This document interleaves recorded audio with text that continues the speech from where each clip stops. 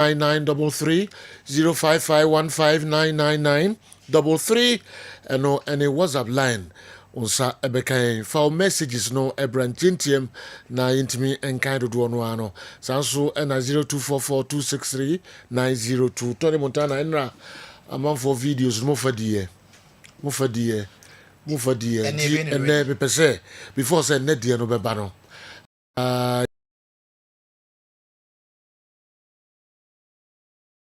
amanfo nsam kakra mo de bae ansana net die no so mo yi kakra na mo de abre yen Tyson Fury and Alexander Usyk. Ebesa basu bi mo Saudi weekend di Tony e won sempi efa ho e de ebrayen. Enye no kwa enra Kafa Watts enso ebaso ma Atalanta. Abrante aye freno Ademola Lookman ono na 2024 best player ewo Africa. We any ensempi Barbara Banda and so the mano on so enya other water by inano you home come kakra and sana and matches kakra and so baso ewo Europe and who send some kakra Tony Montana transi at the airbrain any other foreign sources or one of the airbrain if you'll be brave and so at the mamo because when the heart and see and came here Tony Set up fresh. Two got a phone. Almost a match near Mochian. Yes.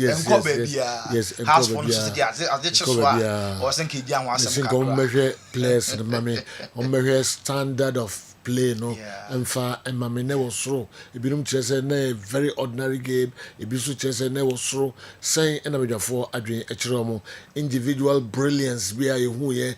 Any coaches no modern money I don't know and come to me shake kakra emamia kamani ebeji kakra league matches Tony you can say a month for any top four the beginning of the season no for the top four emra top four but I say Heart of Lion Baby room Heart of Lion yes no omunka obi atofo David last year last game no kai yini ho no and my Lions survive you okay until the very last day and go away yes and so here they are omo at the summit of the league Bashir here for the aya debi Coach Bash onya edu ye preseason forget onya do ye preseason onya debi mentiase Coach Bashir here for elite coach yes what's say or your master tactician and the whole brains in the whole papa or ya debi e Heart of Lions na bibia betimi asi we any other local stories be transfer ko make it be brain na fe ya dwenwe ho Tony Montana Godfather my yankwe na yenhwe do the brain me da CP award winner Nana Kwame so akoto no Nana Kwame na say o worry why din entiase we ba no pay no office was on the sum na no not what's going on now our for Friday senga so worry any 1 month nka ebia free by 6 months and now when corner be start feeling yes challenges getting but me ni ma dey si free dia Fifi dia mo hwe na mo abo abrante no sa rejoice entertain that okay en fifi mi wura mu kra wa hu mi ko pre nansa so no hu se nipa wura ho any serious yes nti mo amo ben no mesra mo hage na nakwa me my wife mo hage my I started trying to mouse and me who are not by force asiri bisa but we did ene mankoyi no move friend na money ni nkomo go 1 month there 2 early it's now can say now CCF oba ya no dey me nye sure say hold free enjoy sense in that all right in fifi okay Rejoice me Ginidi. Mati Yankwe. With our CP award winner. Tell a French, sir. Even in son, you're too far. Never in summer, a cost so uncle for a close so ever Midfield action. You ever shots here, Eddie, a free Saturday bout, a Brussels, ever Saudi Arabia, when a elected or sick, any Tyson Fury too. Obekaya, first bout, no cost, no Tyson Fury, Hello Suputo, elected or sick, etching up Bonobutrobia, na ehupa weekend way Saturday, ever Saudi, and a return bout, no air Brussels. Na what me say, May bout, no cost, now sick, Eddie Kunum no, was San Sudia said about 2 now, it happened like for Saturday, no, or San So Eddie Kunum this time, dear. Tyson Fury, we granted interview on Machia. Now, the little say, we are very much prepared for this bout. But so many and say, on the wife, Paris Fury, or Moncasa, because in the concentration, you know, our bout can see ya a bustle on Saturday. The moment in summer, Tyson Fury, on also the Atuja. Alexander Usyk to feel the wrath of a menace. Is this what's on your mind? What's going on? Talk to me. What's going on in there? I've not got a lot going on. I'll be honest with you. I come here today to do these, 10, 15 interviews, and I've got nothing to say. Like, I've not all camp. I've not been interested in talking or selling the fight. It's been sold. It got sold last year. This fight doesn't need any selling, so I'm not here to sell anything. I'm just here to just do what I've got to do and go home. Don't even want to be here. Do you know what I mean? I don't want to be here today doing all these interviews. I want to go Saturday night, smash him, and fly home for Christmas with the kids. Do you know what I mean? 100%. So there's nothing going on in my mind. I'm just here, going through the motions. Not got a lot to say. That camp's been good. Everything's been cushy as you would expect. Yeah, I'm in great shape. All the above questions. Yeah, well, that interview terminated, fellas. No, but the beard's back. That's something. The only Way Tyson Fury, also Saturday, if you run to a Cremopa, and a 20 rematch, dear, but we are a person on the mum, and a better in the home, our honor. Nayan Twasso, our soccer, Yanko. Similar so yeah, goalkeeper Mike Mignon, the French international. New contract no a year with AC Milan in an Atrasia. While agree a new deal until a year June 2029. And Mike Mignon, the contract no on also I'm able to me every new Amanakwasi. Now we Mike Mignon free one next a Tijani Rendes any standing pair now a Drew Christian Pulisic so anything AC Milan players now contract no a year with a master here on and so I reach agreement into Mike Mignon June 2029 na Tijani Rendes about Christian Pulisic so next the contract no I'm be stand at the amano yanko Liverpool so yes say Trent Alexander-Arnold Liverpool amano a proposal of contract extension na ono there no 2029 na omode additional 1 year atu a betting activity amanako June 2030 na Liverpool man salary worth 18 million pounds per season na so proposal when Trent Alexander-Arnold on the managers no omanya receive them till date omo enya mo ho akra yente say omo aka ho bibi because Real Madrid abo branch na so say next year omo be fa no ntini kwan say Liverpool contract extension offer somebody ba no he kwan say Trent otimi accept nti besi ne Trent enya fa any response and command Liverpool regards to the contract extension offer now omo edi amano no Real Madrid akwakodu eye Carter ho na nyame adumo china the Intercontinental Cup Real Madrid omo ene eye Pachupa omo enso ebo na we the arrival of Team Madrid players no kodru ye no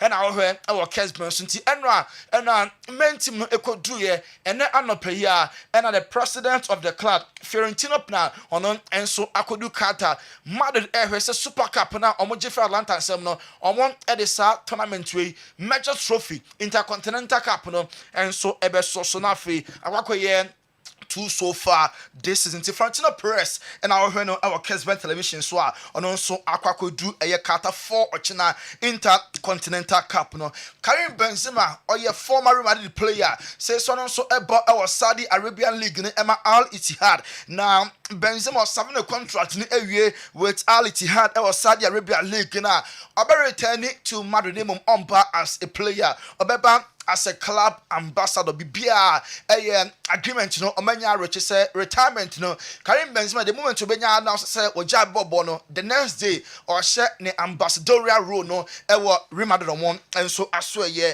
Neymar da Silva Junior another player no so ewo Saudi Pro League no na Neymar da Silva Junior say the contract no ebewu next year na opesa oko MLS America na fe the front three na ni hu el Barca Neymar Messi Suarez no almost sanso every union beam into Neymar the target partner say next year obe join MLS side Inter Miami na Messi jinaha Suarez edaha na ono nso Neymar so etan become said ye na omo bought together el Barca yenya avalanche of goals no manono ya Bayern Munich omo captain we proud ye na so no contract no omo na nya rich agreement omo ede 1 more year ede asoso no ya contract when extended there then so ensure say now one spot no guaranteed just at the morning mono na ebetimi amano remain as number 1 name so koso hwie said na senema enko ne dia ene omoni option bia say omo be bench no ama other goalkeepers na opportunity say omo betimi other goalkeepers name the contract no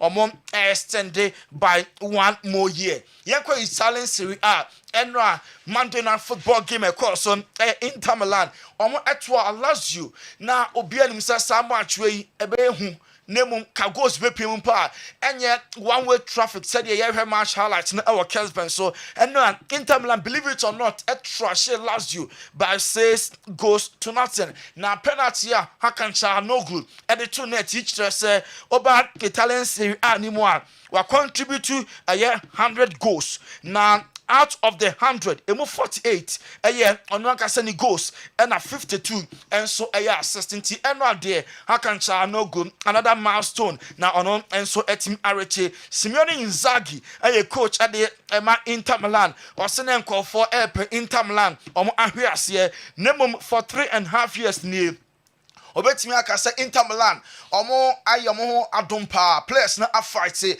na onyo mo boni da players no die de biada oboma so I am so proud to say I manage this group of players Inter Milan enra na resource na very very encouraging say obetwa Lazio akosho mekansia omo antimi ante die as a club why adwuma na players no die or the abaso body kese pa na the elmo na Beppe Marotta enso akasensema Beppe Marotta di and say Inter Milan as a club and you can say Oma o target no ketwa Inter Milan big and unti omo target no one include the UEFA Champions League omo person omo eje na fe omo the Italian Serie A no and so am the esos way and sema Marotta and so the atudwa yanko Milan aso biem AC Milan omo supporters no all trust no omo bo fupa weekend we ya omo bo omo match omo ebo draw omo na January no oni supporters no ekoye protest ewo omo 125th anniversary na say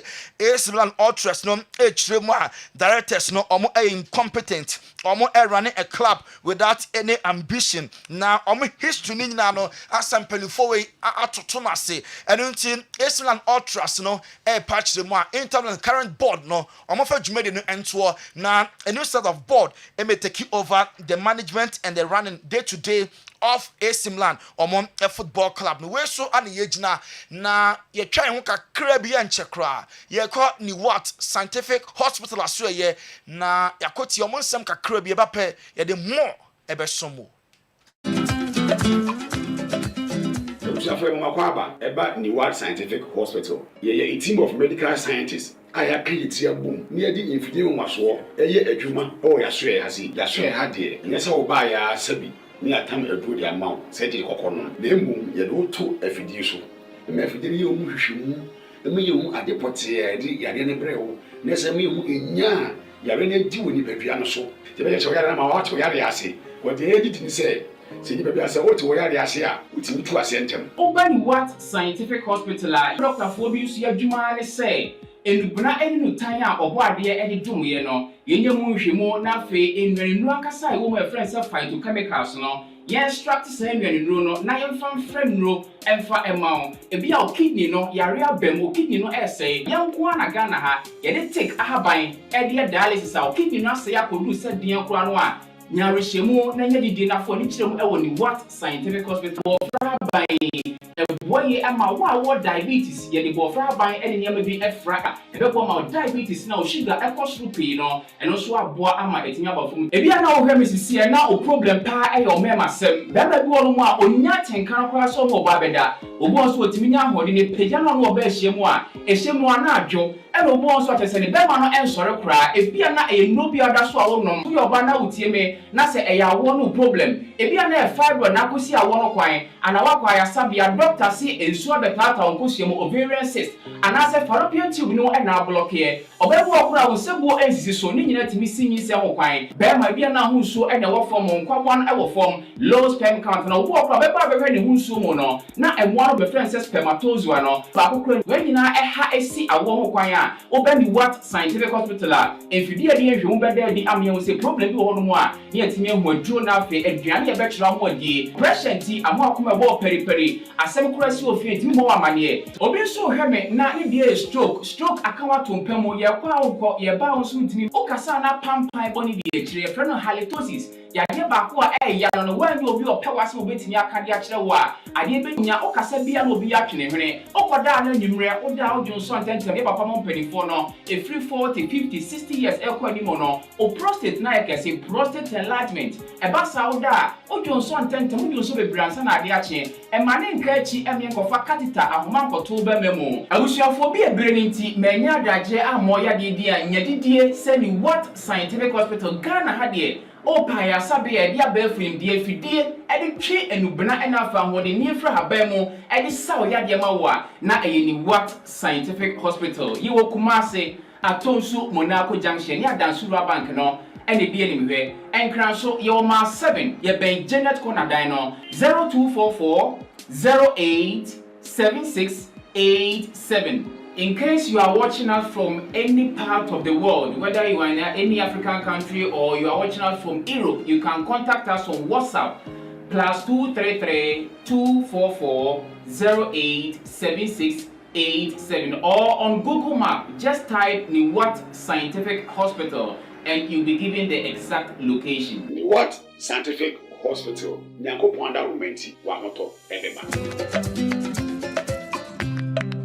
We are back on Kessben. Ni what scientific hospital so any ekwetie omon krat won nti kwaso a na efe numbers na fesi kaketua bi ekwoje wayaresa yento aso e wo basa so ye dia Lamine Jamal se dia abasobode nsa na kapi na yebisa no se sanka Ballon d'Or ko to aba na nka hwan na ko beto aba dia ma no so o Caldo du Cron a dia omoyi no e wo France se ono ne Ballon d'Or no ono amu he na ono Lamine Jamal obekoso ato na ban because last year oye adwumadin ye pa ne mo Lamine Jamal echire mu a as at in the age 17 years no or they compare Messi time na Messi was 17 years na on pick said here another Lamine Jamal we picking no nanso o say e ana sanko for compare in the age to Messi then nemo or try so by writing on August own history. Messi a legend or a big Messi a huge or non afei no so etimi ashas ye yanko Newcastle last year omani Aston Villa near any brave for remodeled almost young defender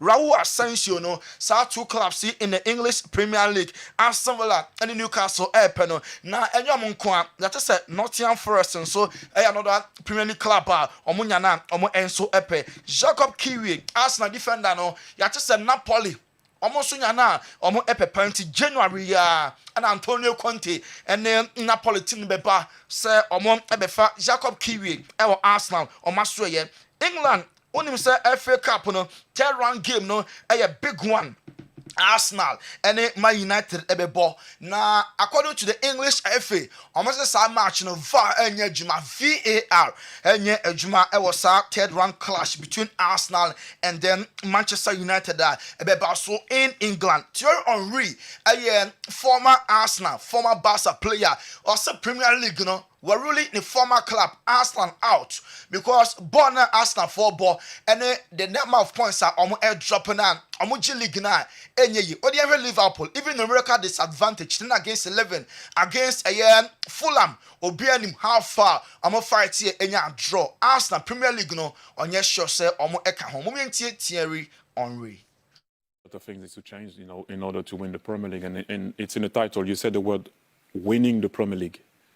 when I see Liverpool play, it looks like they're trying to win it. I see other teams play, they look like, let's not lose it, what I'm saying, obviously, so to speak.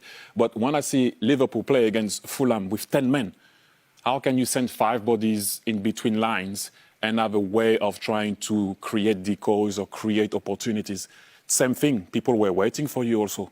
So if you go and win the league, you have to... Thierry Henry, Arsenal League, no, or some Gia, because Liverpool pace and the power no the ball game, no, Jamie Carroll got there, or the Premier League, no, team about writing off Chelsea because only a better goalkeeper and almost centre backs no 4 and 5, so a quant demo, any extra obia, and Jamie Carroll got Chelsea Premier League no and you can say ka contenders na omo enso eka ho Mukalo Mudrik Chelsea omo na maten jesi no ono ana ehye no na wonu say na so ntimi ensi akan because yet report free England ban say wa test positive anti-doping test na they find a prohibited substance na A sample no omo ye no last month October afei na B sample no omo ebehwe say yampaniam pass player no wa fairly sad drug test no dia ene e ba no ye test no be 4 years dia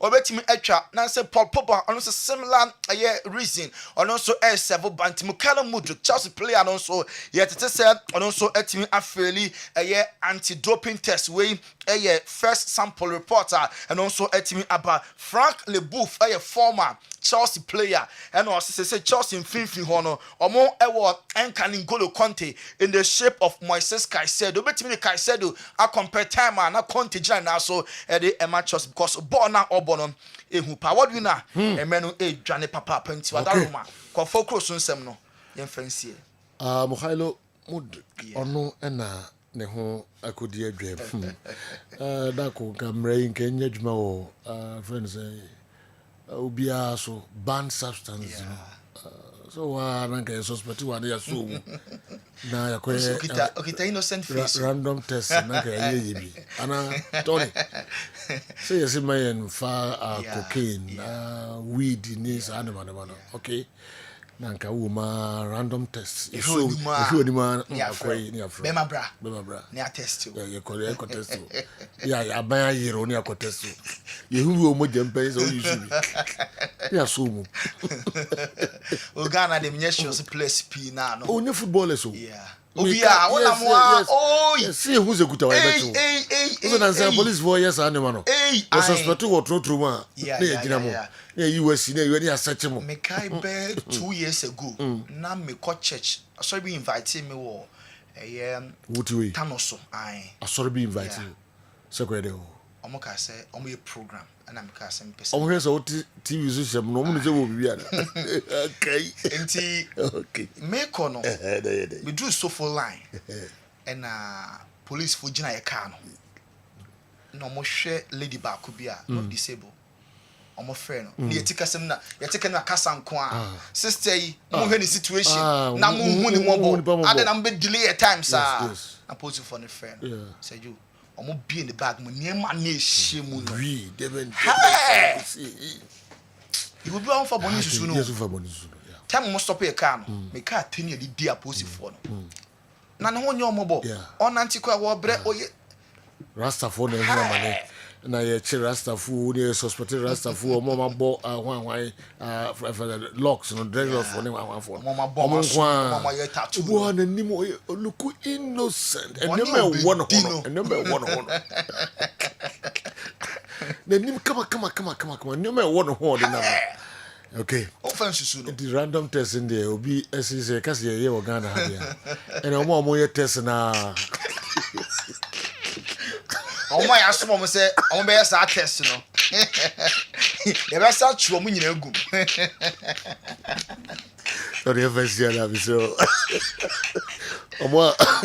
omo be test na ngasa iwi a test omo so omo de enyi omadi keke okay let's answer chuo ma ye first year idi be bria ba me trim but me kan zan ko for no omo yem sisi omo so wa na me bobo omo di e free tinako soja okay ye fancy na ojima ho am so nyon ko Yeah. All right. It was here that you did work cry ba. Na the whole and so Yabuabwa no de Abremo. Kessben television, Kessben 3.3, Kessben 2.9 Accra. Mr. Munye enra videos no ready. Na metwetwe nkomo wi a yɛbɛba hɔ na yɛbɛtie kakra nsana ɛnɛ deɛ no nso yɛde ahyehyɛ so andikem menim sɛ bibia bɔkɔɔ deɛ bibia kama di no yɛde nyankopɔn ase paa all right na enra but before sɛ de bɛdi nkɔmmɔ no memra na menkɔ Dr. Daud hɔ na memfa no kakraa bi yɛba a yɛbɛdi nkɔmmɔ yɛnkyɛ koraa Dr. Daud.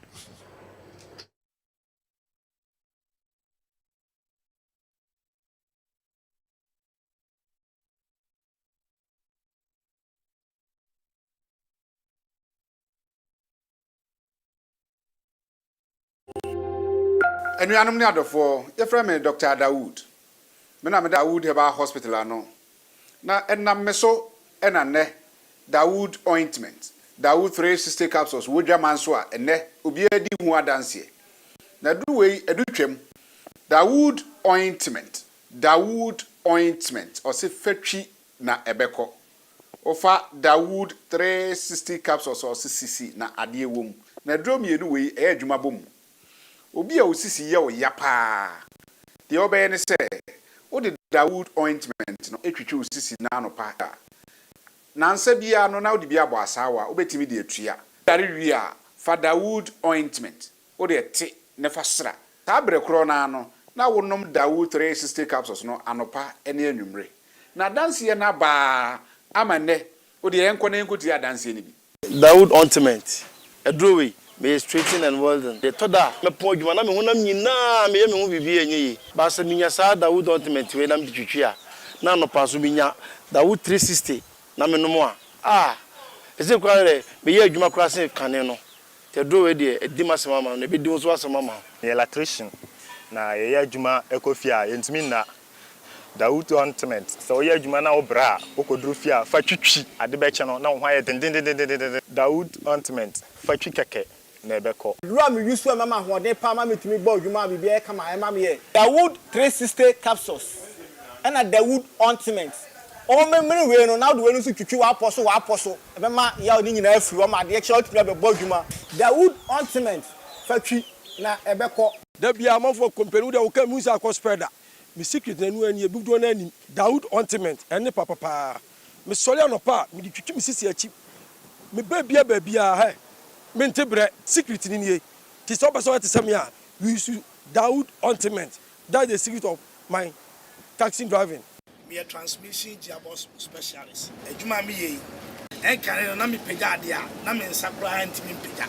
And as I'm a man, dear swan and local Mrs.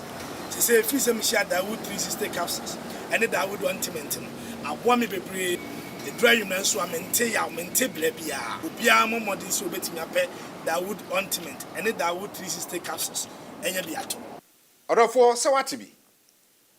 Adro ya meka ho asem no. Eno ho adanse e ne wono madi no.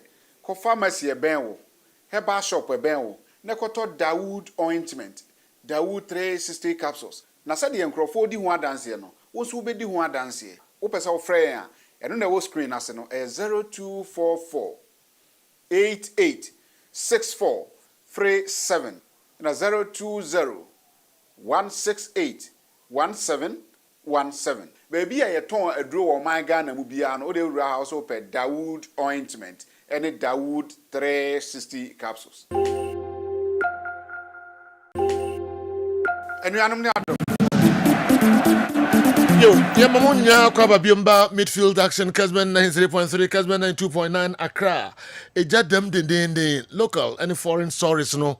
Ya bane baba ye ho adwuma yie papa. Ye nimse mo so no modie wo ma de ebeka ho mampon babies home and afi home sa aka be ye aduonu ensia emrena so ye hyase eye 24th yai ashase edimunuane ene nema hudu amode bre no ebeka ye de ho no ye de akọ home si nkwada yi bre nyanka yi bre ɛnya sɛm ketewa koraa ɔmo ne obia afei mu no nyinaa yɛya ɛna ɔmo ni ɛda yɛn so yɛsrɛ mo a kotodwe egu fam o yɛsrɛ mo na ɛnyankɛn ɔmo bɔ awo sɛ da ko nka mo a mobɛkɔ saa so yi nyinaa kɔhwɛ sɛdeɛ ɔmo esi a ɔmo asetenam sitie ɔhɔ ɛnya sɛm ketewa koraa ɔmo brɛ afei nyinaa no ɔmo ne obia ɔhwɛ wɔ kakra nkra a mode ma ɔmo yai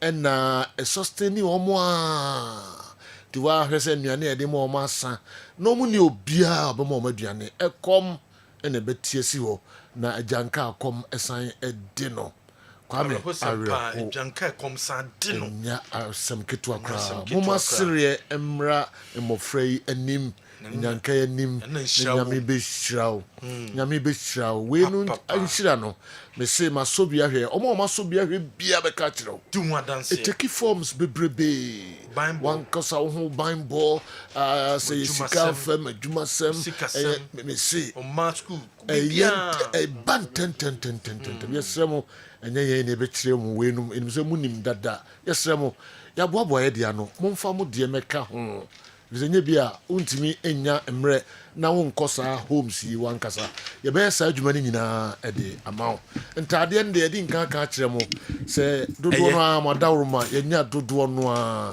nti yɛnsan hia biom ɛyɛ nnuane no yɛsrɛ wo bi nka wakoma wate na fa de wobɛnya bia ɛmo anwa milk sardine ɛsɛ buro sɛ yɛdeɛ buro bɔtɔ yes wheat bɔtɔ te sɛ buro bɔtɔ kɛseɛ no yes quantity ne deɛ kwame gyae buro yɛnya buro a yɛpɛ yɛnya wheat a yɛpɛ yɛnya moa bɔtɔ a yɛpɛ yɛnya nkɔladuane te sɛ lactogen Cerelac ne titu milk no gye no a ɛno deɛ hia paa because day one ɛwɔ mampo baby so day one kyɛ sɛ ɛnana bebree wɔ hɔ obie no wɔbɛma ne nofoa no nti ɛno no ohia milk nti milk no a na ehia lactogen mu no na wode aba na ɛde aka yɛ deɛ no ɛsi kyire fabra ntade ne mpɔbɔ de yɛda ase ɛyɛ wɔ enough wɔ hɔ mamom nkɔlaa aduane no na ehia wode mo ne ba na de oil aka ho na de sardine aka ho wode corn beef aka ho nkɔlaa no yɛ na ɔmo di nnuane de ma ɔmo because you know from day one up to sabofra no ɔmo betimi nya be 15 years ɔmo nyina bi ɔhɔ na yɛn komampo baby so monko yɛ komampo baby so plus other 27 homes ɛna yɛkɔ ɛna January no so no ɛnyɛ sɛ afene so a ɛna yɛkɔ hɔ throughout the year ni nyinaa yɛkɔ ko supply o maduane da bia so didi da bia so abofra ndidi se da bia didi yes da bia didi yesremo a mumra na mmoa na fe yenko na yenko hwe nyankai na mo hia mmoa papa nti drinks ahodo no se chulium drinks general room chawa no da kusia da roma atukuleta ma yes atukuleta ma ai osande sika so abekayo nti we dey emi enu enhye ne boy say 2025 wonka wo ye boni bia wonka minka ni pe hia futuo shebo de be ma sofo nyina ja adwuma e de kai wo de shebo say wo ya say refre oni paso ti me ka kai no da kusia ya de why dey pa da kusia ya de pa drinks o me hia de da was supply ni nyina supply ni nyina man ti drinks there any problem this time around they hia pa na mo no ene eburo ni wheat no ene nkusua nyina ka o esi nnuane bia o so nnuane bia ofa ehia pa tie nkura na advert mu kusua akoko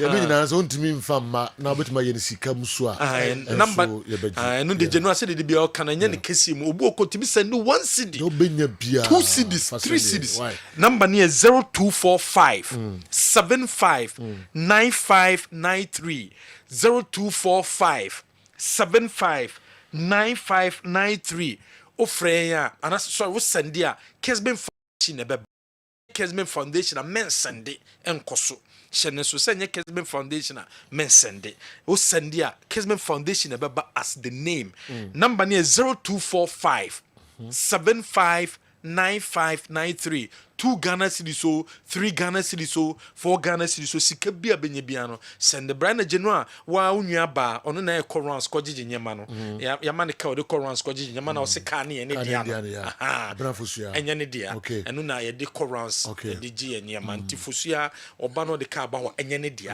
ye Kessben ti dom benya bia obetin fama yene ama abana ne ka na ba abana de ka na beba abegye nyema no e dia man ti general no MC opare ni DJ ke ai ene no do opare ko kan ho ye so okay all right okay intina eno so eno no meka ya manfo ai yenka ka o mo program no be all right inti yenka mo no ne kakra na yensan mrefie na yemehwede ekoso enso ewo efie.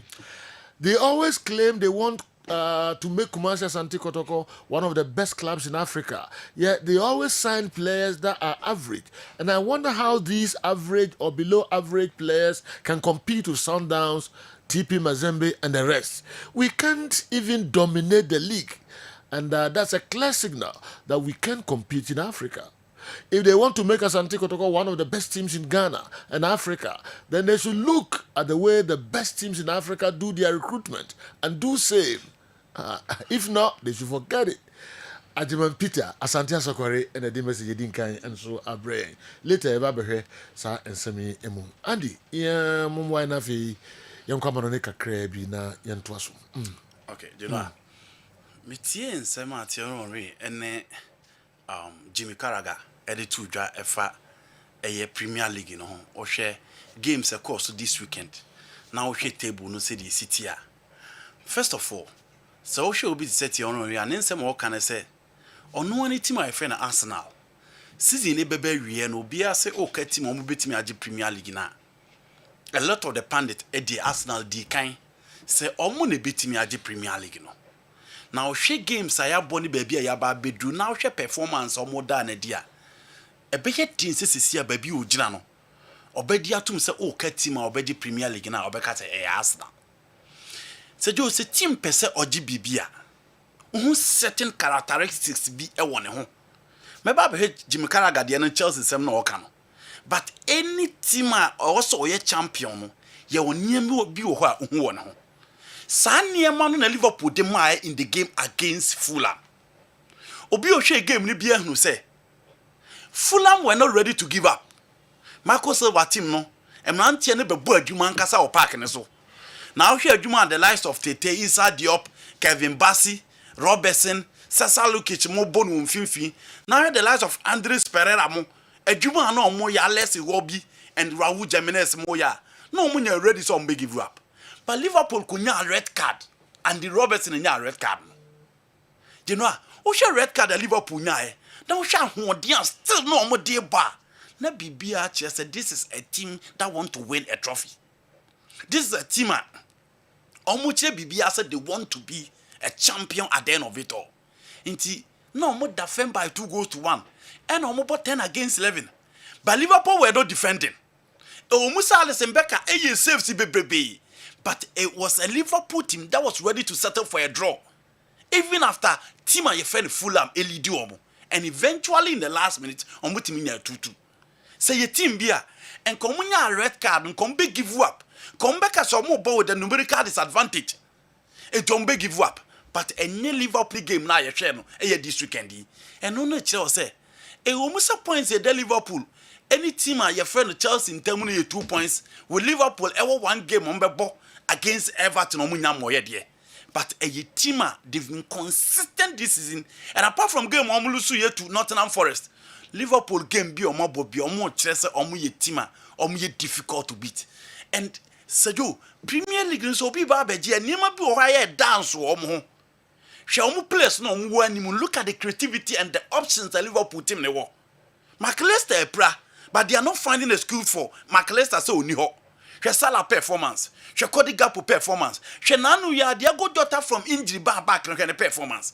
Luis Diaz had the pokakra, but Genoa, the dimensions and the roles are coaching the Diamono, who so be a Dinamo or Boy Juma, no more show woman and no one say Omube give up.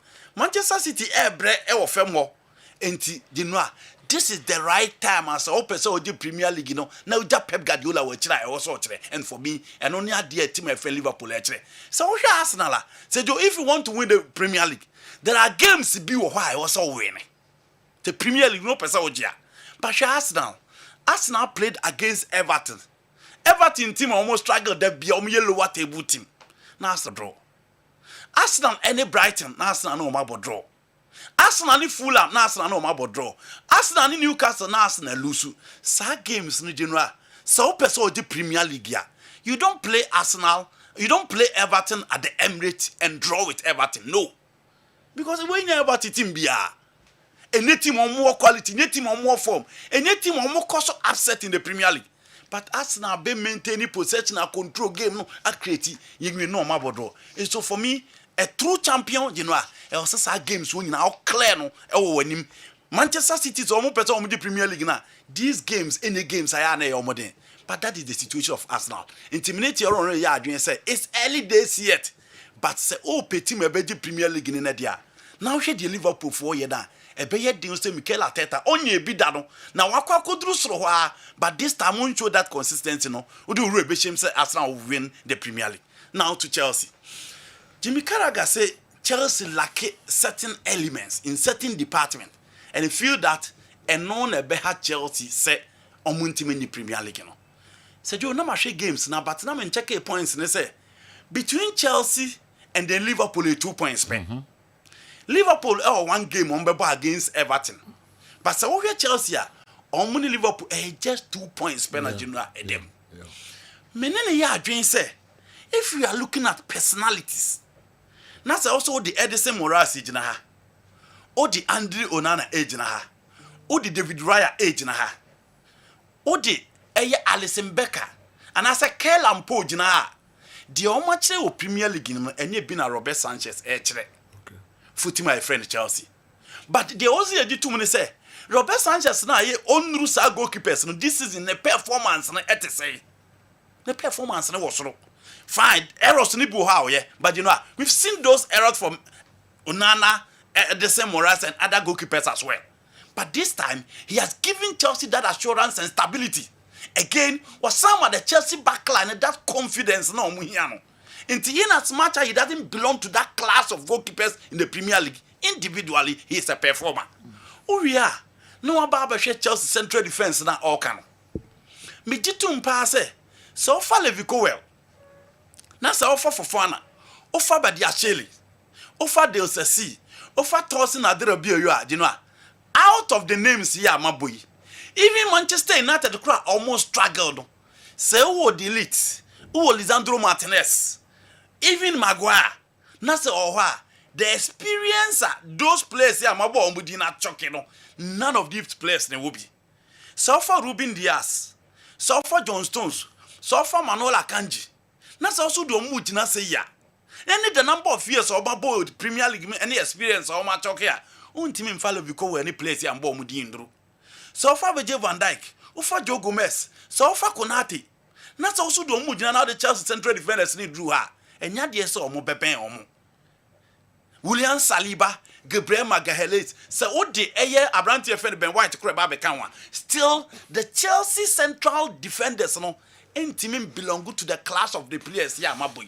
Not even the level of Nikola Milenkovic and then Mourinho Santiago of Nottingham Forest, 2 center backs, body momo. But they also say, belong to sa class in the but this season, performance in the Senate here. Season started and because the Chelsea central midfield look shaky. Nenzo Fernandez and Timmy Monier, Romelu Lavia on and off. Moika said on Timmy still ye, but you know, Chelsea midfield ne settle ye. Yes. Me jitum say Chelsea defense ni no defense here, maboya, but you know, nobody can convince me the Manchester City central defenders, who almost saw more top no, have performed better than Levi Colwill and Fofana this season. No. Okay. Individually, they don't belong to that category, but in terms of OJG or individual performance, the Chelsea central defenders, no, you know, or more take boxes. No. Now we are outside and point the core attack. Say Joe, me did say Chelsea have a problem with Nicola Jackson, but say Joe, just in goals now, Osheno, he has scored 9 goals. How many of the strikers in the Premier League? And at this season, Omashe, picking number 9 for Nina. For Alexander Isak, for Kai Havertz, for Ellen Holland, for Rasmus Holland, for Diego Jota, you know, Koholi Watkins, Kofemwa, Raul Jimenez, for Matthias Kuna, all these players. Now you say Nicola Jackson, the goals no now and check. And look at the goal that he scored against Brentford. And to be to say Jackson, I can't be brobesu account, but you know individually as well, he's performing. Go no share against Brentford, no. You know, it was a striker's goal. Oba Chelsea, who's or boss abo ni biche. You can continue to underrate the Chelsea setup. Me jitum pass Premier League, you know. Chelsea, Enzo Maresca, interview Biano Akasi and Beji. Interview us in Beji. The same thing applies to the players. He just try and say obey pressure no every the players and so. But Sejo, the Chelsea team as a whole for me, they are performing very well. I agree they will need several and upgrade or certain department. Okay. But so picking individually, these players are performing. In your review, and I'm capital sign a combium. Intermatch or Intermatch, okay. Okay, I'm walk okay, but I say, okay, I'm on for say. Chelsea and Liverpool 2 points. Yeah. And I'm Liverpool 1 game. Yeah. But Chelsea's leading for break. How the points no ever by yes. Because Chelsea leading Arsenal 4 points. Yes, normally Manchester City 7 points. Man City, Chelsea leading almost 7 points. Tottenham leading almost 11 points. And almighty Manchester United, Chelsea leading almost 12 points. After 16 games. 12 points. I've also quite intermittent. Which one? 12 points in the leading Manchester United. After 16 games, we're still counting. Okay. You know who said, I'm a Matrana, no? Maybe I'm getting yes. And then you know the car. Matrana, and you know the car. Yes. Get to a view in Tamila. We never be over but time no matter what. I feel you never hear good. Oh, nobody should use United for his target. Where's that? Okay. Who don't buy back? I didn't know. Dino, but so we show them but you need baby a 12 points. 16 games. Baby, say, you compare 24 games, then number 30 points. Baby, a chance to be a more hassle. More hassle. No, that's a 30 points. There more 20 something games, and then 30 point different. Okay, what do you have? Yeah. And Serie A, that's why it said the Premier League, you know. The good thing for fans and investors, they say, this season, so what check it, the top flight leagues in the game as a Franco. Spain, Real Madrid, Atletico Madrid, Barcelona, how much points in the 38, 38, 37. So, Oko Italy, so Atlanta, Inter Milan, Napoli, you know, apart from Atlanta, more 37, no. Inter and so Napoli so points in Eboboso. Now, I was a gamer. No, be a shame Inter playing against Lazio because almost costed the Olympico. Obi a share your mobile. For Atlanta, there, almost about be team, general, almost fine, man, fine. There's no pressure on them for them to win the league. Antonio Conte, he feels any first season into Alonso the team, no. So, Timothy are fine. But Inter, the overall materials are more. Now, share players now, one coach in the Juma Wabo. Any previous seasons, the performance of Madame Nadia, who expected from International Milan, but who expected league, you know, say, Buya, a barrier Internebeji. And then it was a statement, you know, the copy more Stadium Olympico against Lazio. 6 goals. And you know, almost say, now, Oshe goals, the major talking point was Nicola Barrera goal. A kind of fast so ye born, anyhow, say hit a born, at the 2 at them. And Interbabe one team, you know, on game no, fair. Say passing now here on Sabeka, say skill now here on Sabeka. They give you options as well. And for me, and only a Juma, Simeone Inzaghi, getting the best out of all those players now. What me assemble omo. The team they crown see a team as I do. So one team manage a go see Albania problem because a lot of stars and players are mature that, but in all find a way omo etimi get the best out of them. Nti Inter ya there and you know inside games utimi she 6 dia na chese season na urem no obi an watch out for you. Following the Ghanaian version of El Clasico, I would like your team, to, especially Andy Kem, to outline the key positives and negatives of the match. Additionally, I would like you to identify areas that need improvement to make our game more attractive once again. Please exclude any mention of TV coverage, as the FA has shown no willingness to assist in that regard. Cologne, Germany. Your local stories now. Now, Naro. General. Yes, sir. 2 things quickly. Jimmy Carragher, my dream say, oh, you Liverpool. Saying say Chelsea team no team a bit magic Premier League, you know. Na ohwe Chelsea's goalkeeper na Nkoyi, and almost central defenders and also so any European experience. So for him, Chelsea can win the Premier League. And clearly, ohwe the league table na see any there. So the moment you rule out Chelsea's chance of winning the Premier League, then it's like you have almost handed over the A League title to Liverpool. Because team were closest to Chelsea as we speak, closest to Liverpool as we speak, Chelsea. 2 points are even that. Should Liverpool win the outstanding game, the points gap gets to 5. But General, me feel said Niema Kakrat said the last year boss, Chelsea would have to up their game in terms of getting points against the bigger teams. Because seriously, if you want to win the Premier League, then you should have results against the likes of Arsenal, Man City, Man United, Liverpool. I think say honey baby and Chelsea omolake kakra honum. If they are able to get some of these points, then they are in strong contention for the league. And the Arsenal was just 30 points. And so Liverpool, should they win the outstanding game, 9 points difference is going to be very difficult for Arsenal. And knowing Arsenal, say the moment you rule out Liverpool, then you rule out Chelsea, it means that you are handing the Premier League title to Liverpool. General, Chelsea player Mihailo Modric, Ninsem no, yenchire mu kakra. Unse say I think the last 5 games now Mobi.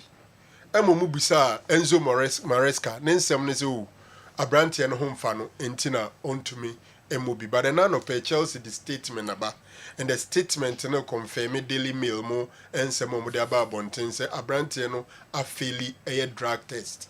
Enti FA no ama no provisional suspension. Obakaya in August omoye random test. In August no moye no na he was clean.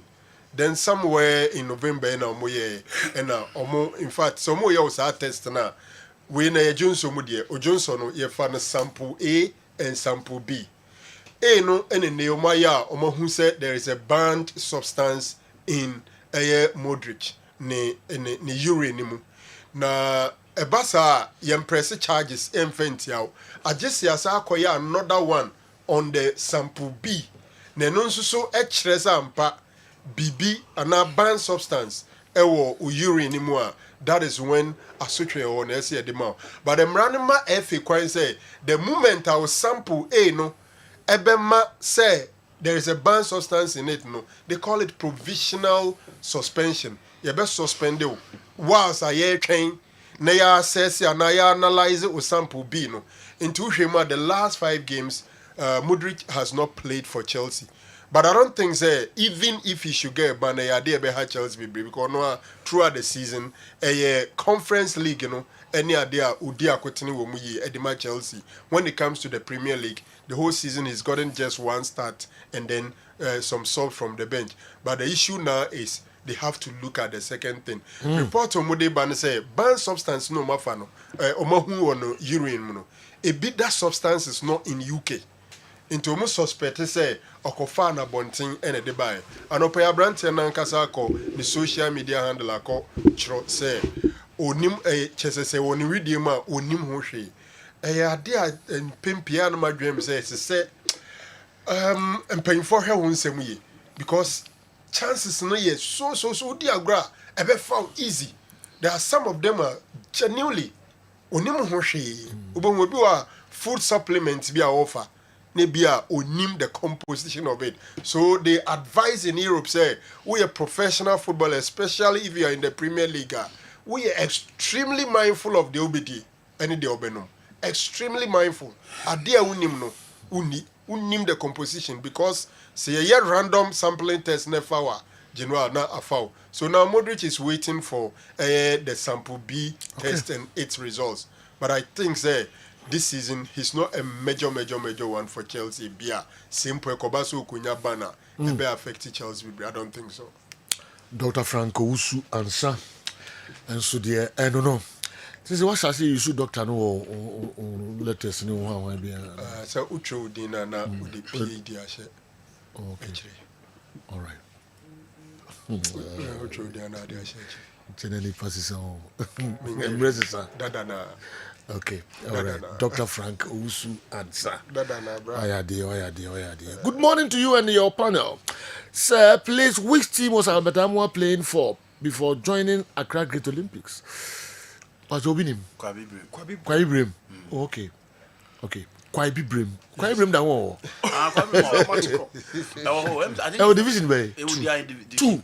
Wow. Last time no mo person mo ba omo bo mo league na nko mo de division 1 Hey, Kwabi Brim. What baby you?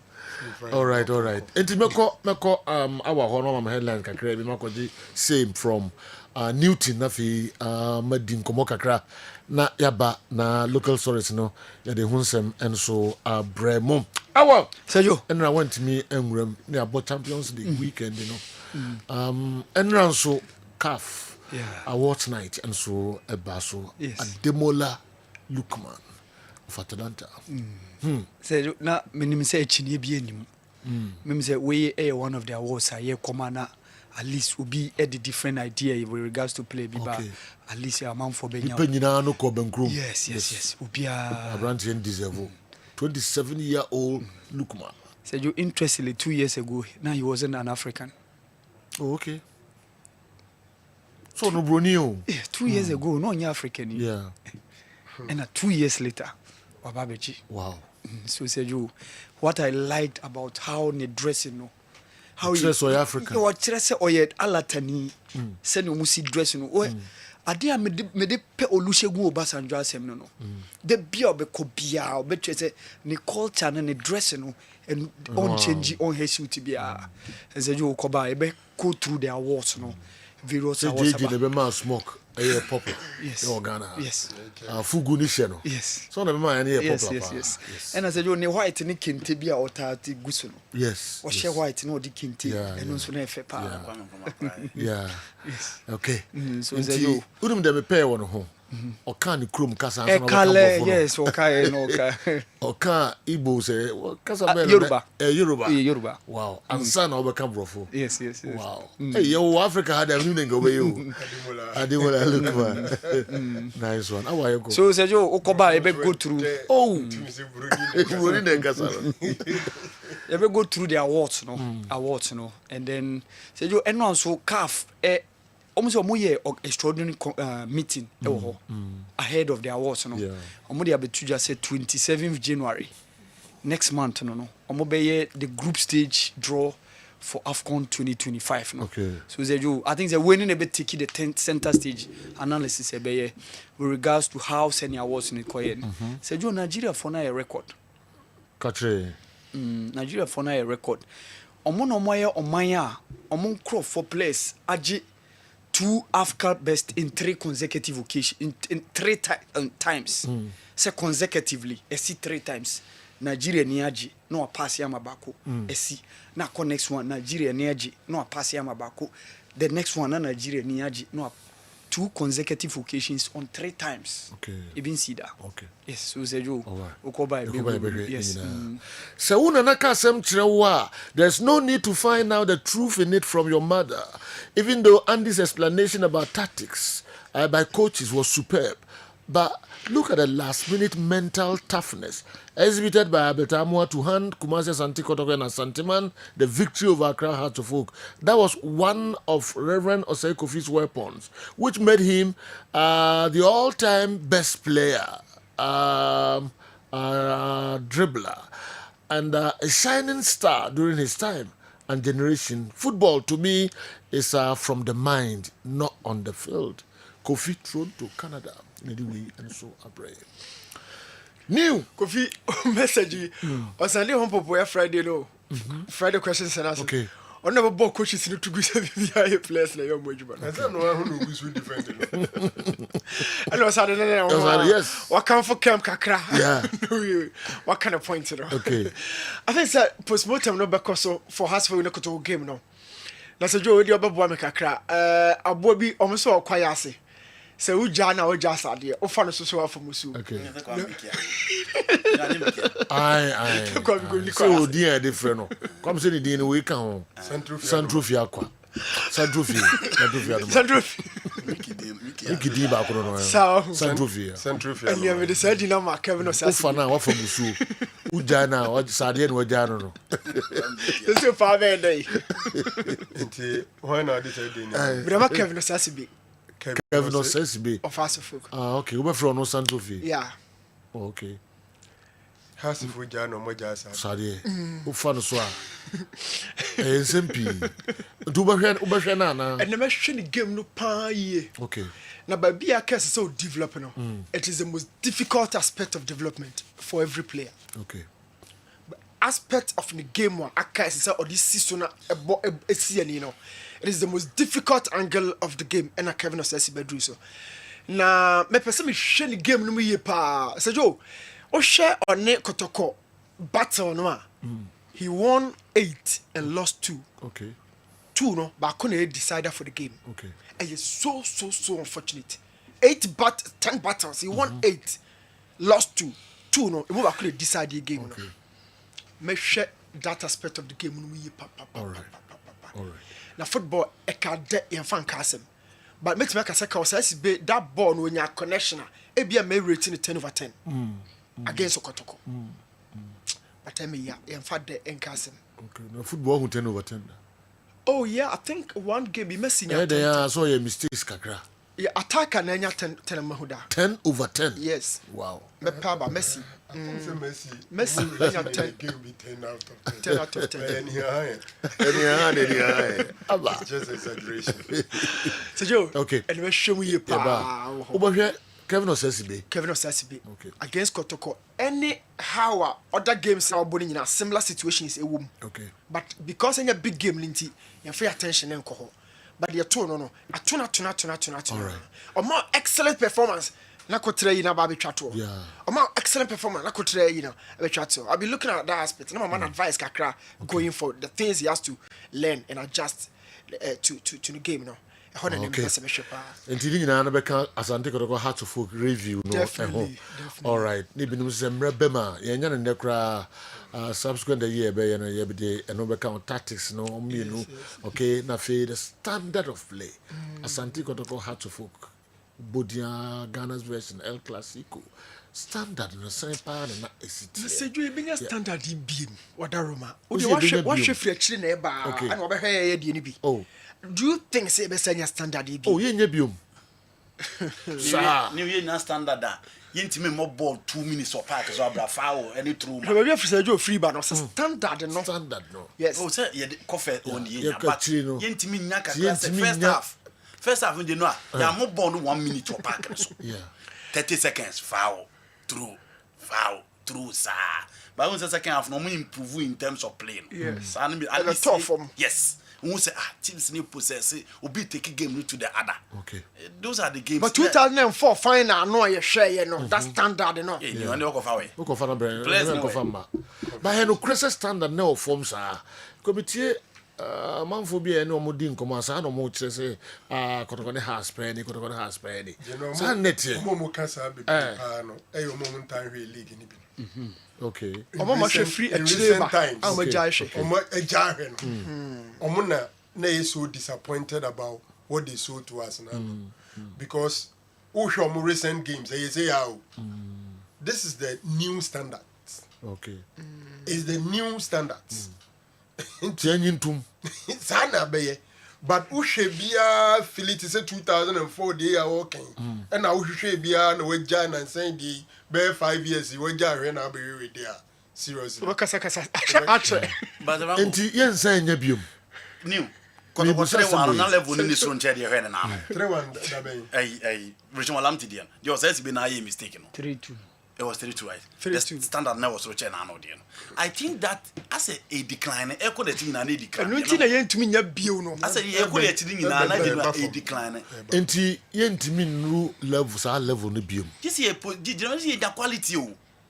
Just a quality na bit. Sana mo kan Africa ne ade ne me review. Say e ko di Africa. No me kan say e ko buy ko make impact. You know so be any impact. Akoye bibi. Based on lottery. General, akọ bench trophy no. We can get there. Based on lottery. You bet me asa akotoro kakra. You bet me akọ. Hwe has to me above from pa for the past 2-3 years. Has above from pa. Kotoko timi ba soro kakra. Na asa above from. But has I consistent no from now no say game standard bar for me fan me feel say has am pejam. Okay. Ah oh no correct. Me hwe match no. Has am pejam. They say the Kotoko see ball no so na has ball. Has am pejam game no. Yes. No, but what they have like more energy. Na Kotoko aggressive ball.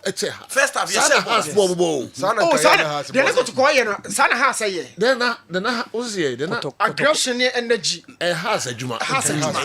But omo relax it. No, they know it is because previously they signed player that suit that star.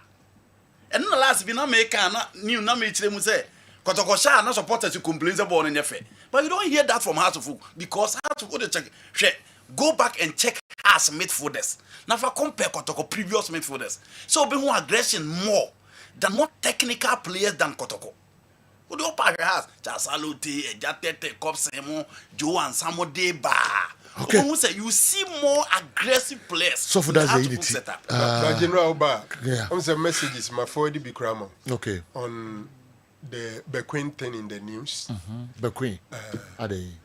Oh, there is a whole lot of speculations. A big crowd there about my forward there. Say either he's been appointed as assistant to Malik. Oh, okay. It's in the news. Okay. And then the other thing has got to do with Oklus resignation. Okay. All right.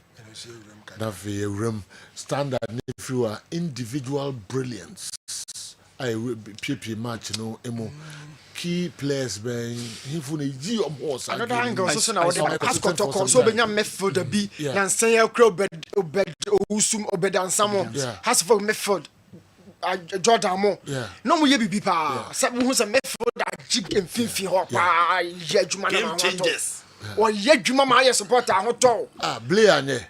So two teams play the position ogunfa no mo it was down to certain situations and injuries in the allow now. I remember Sir Franco pointing to that you know Obedrofa say blame who here because the first also to see Obesako. Okay, has he ever Kotoko had to fuck no. Okay, blame Kotoko a big game player. Kotoko has bia 9-10 in 15 but I said, Joe Martin Kakari also did well. Oh, that Kakari. Yes, Ojibwa. You see, so hard to function here. Yes. Then some bench, you know. When you're Mohamed bench, you know. Yes. Can you sign in the prayer Mobia? Kasani Babo. They are no prayer now. Send you Hodono. Kakari, they are not that we have a chance about when Timia. You're 22 no pray. When you have a chance about when Timia. But me sure also chance no. Are you sure he impressed the coach? He was very, very impressed. Are you sure he impressed? I don't know whether to the coach. Who? Missy Martin Kakari. Oh yes, very impressed. Oh boy, impressed. Ojibwa. How the other professor or impressive coach? Name coach. Oh, you no Adam. Kakari Bobo. Yes. Why did the coach change Kakari instead of Kwabra Boateng? I don't know a bit. Yes. Are you sure Kakari impressed me, Papa? Yes. Ojibwa, you see, taking over defenders, dribblings. Yeah. Please help me beg this current Asante Kotoko players and technical team to stay for at least 3 years, and hopefully they will win lots of trophies. And will be part of Asante Kotoko legends. Sir Francisco, Grace Light Educational Complex, Ahinema Kokobin new site, and anyway, and so a bray. Call Mickey, Mr. Number no, and who pa transit. Transit, I mean, 2 minutes be. Mampon Baby's home, Mampon Baby's home, Mampon Baby's home. ɛho kan ne kakra bi yes so yensan kai amanfo biem yes come mampo baby som afi bia yɛkɔ na yɛkɔ sra mampo baby som kola no ne madawroma ntade ne ade ne de yenya enough any drink any drink yenya enough ya kan ye kola no maduane ne omobedie nyame nka wakoma o yesrɛ mo ye de ekona nkona no doso homes no doso mampon de ka ho 27 homes and omo hwe animre bia say omo be depend on us na omo didi yesrɛ mo nakopon hira wate unya mfa maaye kra no onhira na onfa ho nhira bia ema na yensa enka o sa nyomen se untimi emfa ma afre yen beba beji sa nyomen nanso betimi dia bag ke beda wasepa mpedifo bi ewo security post ho beji sa nyomen na o ma true new number bibia de bebre bia se mo se yanwa se ye bro se ye die ben milk sardine bibia de fabre na nkoda no so peso muso di bronya wate se wunya ndema na se obeye ni sika mu a kwame number ni 0245 759593 0245 759593 nti na wa ye wodi ni momo ana se wonsusu wechiri na pese ye befa de no ebetimi aba abefanyema no edi amount why eno no zina eno ano ye twemo why nakopon hira mo pa. All right, me call Ghana excavators you know what di nkomo kakra o nansan excavators omo nkabom kuo no omo ewo ha goodie man de otai eba ha pa ye no didi nkomo na ene Mr Justice enso ababeka ho omo na ye kasamafo de ema Ghana Excavators Association no na omo concerns bi anansan omo ne yen ababehye ye ne omo ni nkomo ne na ye hwe de nenso no omo de ebre improvement bi aba anase sen pa na nema eko agudi mi sase o wa na okay dia na eko yo yeah Sergio me watching ejo super ni watiefo nyina ni asanteman ene Ghana fo nyina ene Ghana Excavator Operators Association mpanifo nyina ebrenity chia obibia yo Sergio sene udi nkan oka no abafi ha bebre na yeguso ye pem esanse mpanifo se etiri enti ya nya cheshe nti yeguso ye pem na enedai muhu ye fie hanom a yasem eyetiawa ena yedefa kasaframan mu edi ama Ghana fo nyina ene small scale miners ene aban mu mpanimfo ese Ghana Excavator Operators Association ye konkoden edi aboa Ghana man na mum eniyema bi etosi ni kakra a ese me ne wo mienu ye de nan esi form se de be ya beboa yen na asanbo anchirima daache ene sen Sergio unim se the whole Africa hanom e ba se yemfa excavator emfa ndi dwuma Ghana for ye number 1 okay India for ene China for omu befa yen e de ekọ other countries no meche African countries no eme ekọ ye adwuma I see and so yen man mu hanma ye wo no India for no China for na omo efa ye adwuma e wo hanom no unim se tax omu ntua tax omu ntua abanya we omuntua na labor office for I don't know minim says aside on ya omunkwa minim we are so muntua me ya sure 100% sure se wo adwuma se no ma na wo field honum se wo adwuma no ma ba se oh yes most net ye ba beji david hu biasa inti in case se bibi esi e wo adwuma honum a se omu hold responsible na se omu hwe no mudi yie eto yi a na akwa yese ene wochina echina za emrepam u producer be show video bia mo ahwe ye nua baako okwa adwuma mu enu akwa kopira ne nan baako ayam India fo enko kamienti a mo so muntimi ne enye hwe bio aden anka wo hwe mbrema yesen ka mo compensate no nam ka mo mane bibi kaka compensate no beto no ni nyina o maye no sebi impreduous and foolish case ni kwa senke ban sa enti Ghana Excavator Operators Association abrochira kana yiye mu a ya desredi ekese pa ne se aban any NGOs ne yen timamfo no yemfa ya no entumbi the last time me ba hanom me bo asem bi so e wa hanom me say yensuo a ya sese no Any and sassy, I say, you need 6 months' time, 5 months' time, bet my samba. Nansasina, as I say, and I say, you. Sassino, a better honma until that kingdom come. Yes, so, ye, oh, my papa. Chronoboy, it be, yem pennies are. Into Ghana Excavator Operators Association. Yes, sir, I buy mon penny for. I think ye be ye ministers near day, unyamba idea, nemum. Yes, sir, obi beer, obet me at your monaso, and I say, Cassa Fidie so muti ya. GH Excavator Operators Association. Yes, manana. You must say no. Ye perceive near reclamation, near cover some nano. You bet me send bien ya, beso bamfaso, am I near follows in your seno. Na adwuma na yesua no Seju enya Ghana hanko Africa any outside I members no e kwa ye adwuma no na omuden hihye ye feeling ye hihye papa e wo honom no na ye hwe ye kurom de e seisa no ya nti pese aban e ma ye tumi krata anase won empower ye na sansa na se no ye feeling nyane ensam nua ye besa nyensa ase ne back. Okay. So, friends, crusade. What shall say for some time now? And the movie, she cry. Says I empowerment now, here a free a buy one idea. So, 2 years or the mamma, there's a way. Say you, Meda say, you go so, I pim, but yenya muaye papa bia mfiri babia enti na brani abrani na ye na yenti awa said the beya munyina modema no betum bi Ghana fo nyina ye nyina na ye ka say nsuo ni sayo ye nsa ase ni sayo ye nsuo ni sayo enti se aduru bre na yenya dwumakuo bi a wo se wo mbeboa ne aye sa recover ni sa ye nsa ase na ase no ye be siesie ni nyina ese obi ade ne nan esi fom na se ne ye si ye board dawuro bo abanachi board timamfu achi board galamsefu achi a omuja ye adwuma no yensa anye sa ne yensa recover nsa ase no adwuma no yentimi nyai esan say hye na ese den yedugu akwam because aman mu ewo emra mu se yembando se yentu fomagudie wa hanom ewo mu se yetu fomagudie wa hanom na kwan pa de betu no empanimfo mo mfamra ya ready ne no mo aye adwuma no all right just is also brem kakrai na fe ya na me fa kwan we so na me tia Kessben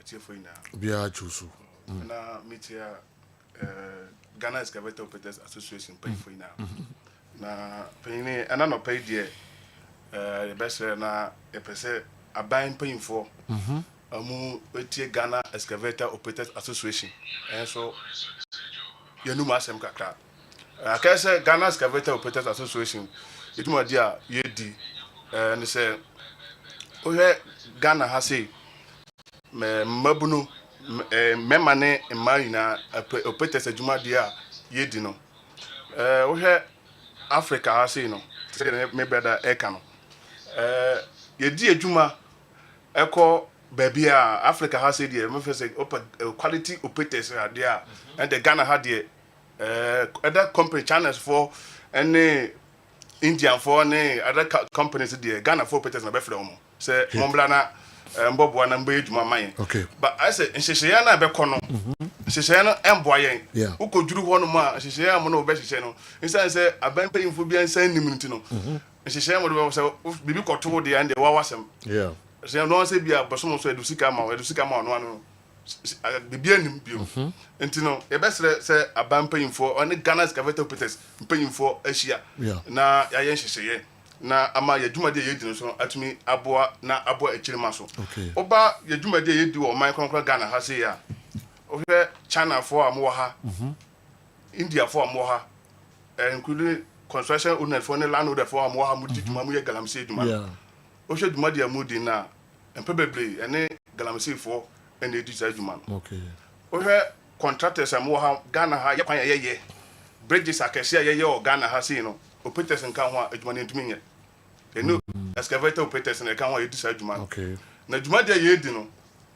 se ekaba se aban mpanyinfo na se aban airto nsa fra bia next for teachers for na bi sa na Ghana Operators de and ye na ye so na ye kwan ye so na se bridge be koso e wo man mu ha ye so na e ka ho ye but ekaba se nhyemude bi ba ye de ye nka ho enti Ghana Excavator Operators ya already say a person in paying for ishia na mo boye ya so person de e koso no ebe so because eba ne sana na ma yenso adwuma no e kofom yeah skamba ko hwe ebi ni contract be ye adwuma na adwuma no be ye no 4 months 6 months na o ma katwa ba ko.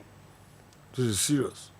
Ono ni be ye adwuma na 4 months ni 3 months na o ma katwa ba ko na ebi wo ha bo kedi ebi a India ne bi achi China ne bi achi no fi say bia every month bia sabeka no salary every month sabeka but take ba se bi to na ono na sem yeah ete ba na sa na bitu no ono anasem ntua snake ntua he yeah bitu na ono anasem ete ba na sa na adwuma no haye ente be sere mpanyimfo na motumi aboye na ama adwuma de no atumi afa no tuma parafra. Wow, abrantie bi Sani Saliu na wow mfoni a yechire agudi we na woka wasa no yeah ni na mo pain ona tie yi so omde ne ko no ni na ba ko sisi o so omde hwe ma no ona da no oh my god my god mpanimfo en twa o mani mehwemu na ntie de mo ka no na omne mo eni enko guzo a woka no abranti be friend Sani Saliu abofo na wo ba so ahyehyɛ mo ntade na mo cheni bi em sɛ oye mo ayi ne bi sɛ asema mo ka na no crepa na nka wonya 1 minute bia nka obe cancel wo mu pa China fo no China fo na o ma fa mo fofofo mo prepra o mo mfa mo ho snake one Ghana kro mo ntua mfa enya katua papa bia so no mo de mayo enya katua papa bia aban ni excavator operators you inim say enru okay ma winyi we craft ma say ma ko fancy libre aba betwe ni ahwemo so wo hwemo mfa kakra nkra nto aso na fe okay na kakra pese de to ade say efa yadwuma ye no aya na some problems are yes e face ni biompa ne suggest for ne operators for yadwuma ye no atam dodo beble no say operator ba okay yadwuma say adwuma wura na emfre no say blabeya ono ntumi fa ne penkoye yadwuma ye no ye tumi ye licenses ewo yadwuma ye no okay excavator operator ye licenses na licenses ye no so okay ye adwuma na say landowner bi from na say bia adwuma wura na from say blabeya adwuma ukọ ha o ye adwuma no na say soja ne bi ba ho na say bia adwuma na ba bia mo ye adwuma na bi wo tumi say ha adwuma na ye koso no ye sensu na say bia say forest but inside say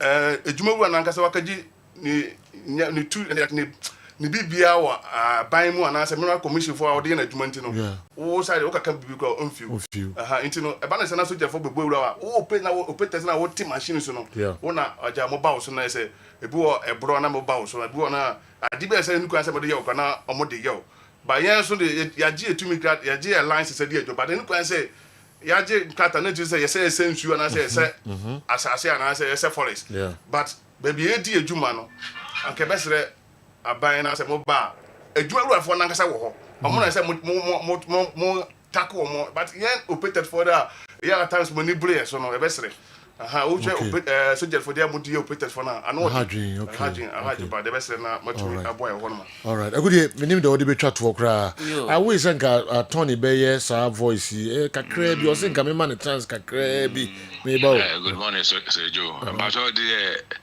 Brown can no crepa me who experience me nyam program no anka me anka mo connect me anka me kasa fa China for mo nyina more than 90% omuntu senate omuntu o tabletop Ghana aban enya hwe emfie is telling the truth. Okay. Sani Saliu tadi message basu pa na odia sense see as nsema mo kan de no cre Sejo enu an wo ka no because nurses ni police ni omo free oman mu ko outside ko ye adwuma no abanje task what you say China for mu India for mu no mo ban no je task so what you say but o mbe 5 fofofo e de ko adwe si o country bia mu yiwadi a no anse wo yiwadi kana ejeja ye ho with no reason so what you say yes adwuma no so na me din kan ye no Africa hanom oman bia ni honom a obetimi ne Ghana excavator operator aye adwuma da uko Mali Senegal Guinea Sierra Leone Congo ni Gabon ho nyina Ghana for on ma ye adwuma okay So what I say? Yeah, no matter no pay. Yo. Na I be saying mo atwetwe enkomo ebiom Ghana Excavators Operators Association penifo good year man and afi justice omo kasama for the ma ekue. Yo, Sergio, Mekono, say 28 December, send me din kankan no. So for like after take one. Ghana Excavator Operators. Can see kese pa koso e wo ho no mebo modern say operators e mo Ghana ha nyina mo modern na yenhia o so for like na yemfa yi e we are pool party until the kingdom come. Is we are say. So mo nya ka mo van mo ni kakra na. Ghana Excavator Operators Association good year man and justice and I know what you do in common. I'm on for from me shop and some more can come on some capa.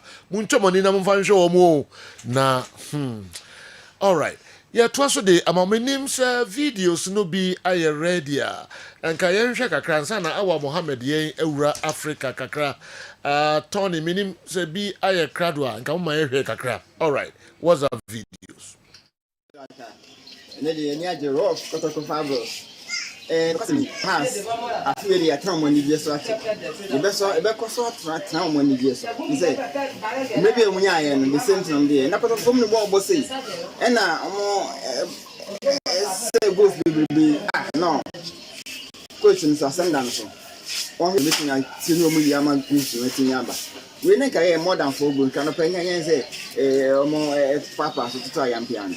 Kotokoyamistam. The video as Mamita my wife Dennis Bratton, make crazy. Yamisa Mitama Dofina, Amen. Good morning. Yeah, my name is Bakero. I'm speaking from Volta Region Hall. Yeah, today I'm very happy since yesterday. And because my Red Devil all win. United win City. A fabulous to win as of hope. Congratulations. I want to tell all the Mario. Sergio, good morning. Pacho, famous Simon's a Frank, make us a free land in UK. Pacho, who said, has a phone, can't seem be, say, almost watch your phone need. Sergio, me some person me catch the house for say, phone need, team be team before need. Real Madrid ne Barcelona krana ye hunu say ye classic ko duru de bia obi epe bia hwe no. Barcelona for me Real Madrid fan. Barcelona for timi share Real Madrid for 5. Timi share 4. Nansa kroma share 4 ni bi. Nanso na ne naso gina ne naso no. Wan che Real Madrid an shana nto so en 9. Time Messi ba ya omo che Real Madrid na ma share 5 no. Omo Real Madrid for antena ho ama afi baako.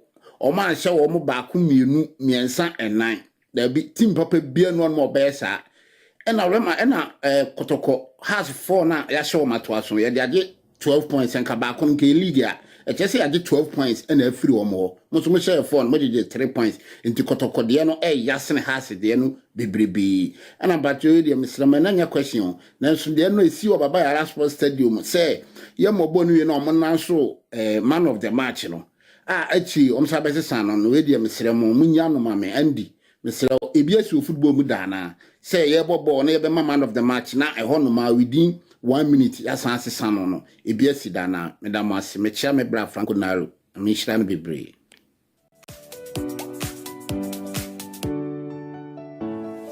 Okay, Kakankra near the room Kankra.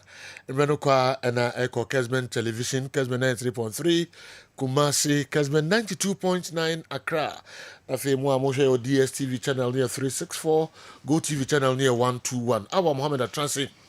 Maminko Awa, Eho Namihedo also Abwa no Kakra de Braye. Hardly did I see the legendary Charles Aduodamte commit so much blunders against Kumasi Asante Kotoko, even when Asante Kotoko paraded the likes of Adakwa, Malik Jaber, Osei Kofi, Osman Orlando, Bene Champon, Ibrahim Sunday, Gariba, etc. Aduodamte never panicked in any match.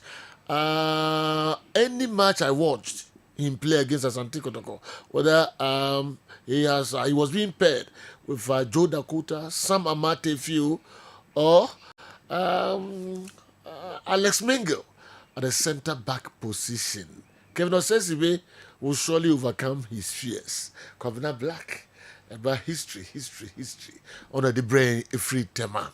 All right, our Sergio, eno a ewo Palais du Congrès ewo Marrakech in Morocco. Sergio eno a ehonom na all the activities no are ye crown ye best players on the continent with regards to how players have performed within the calendar year of 2024. Sergio, there are some awards now. I think say absolutely a idea on team question. Saeed Ahmed Zizou winning the Africa Best Player based on the continent. Sana Masoudi of AS FAR and also another Moroccan winning the women's category. Oba ni ball ewa Africa oji no question. Adia Rowan Williams aye by winning the CAF Best Goalkeeper Award entirely. But say your fifth pro no ye ko ina ni din kan. Emma adine questionable kakra. If Rowan Williams deserves to be the best goalkeeper in Africa, why say ye ko the fifth pro no best 11 in the din kan? So you okay, there are some years a Ballon d'Or awards aba enu BACC. Ube say yesi we ye ka best players a oka ho wait me gi award best goalkeeper but ye come up first 11 ube say no nka ho.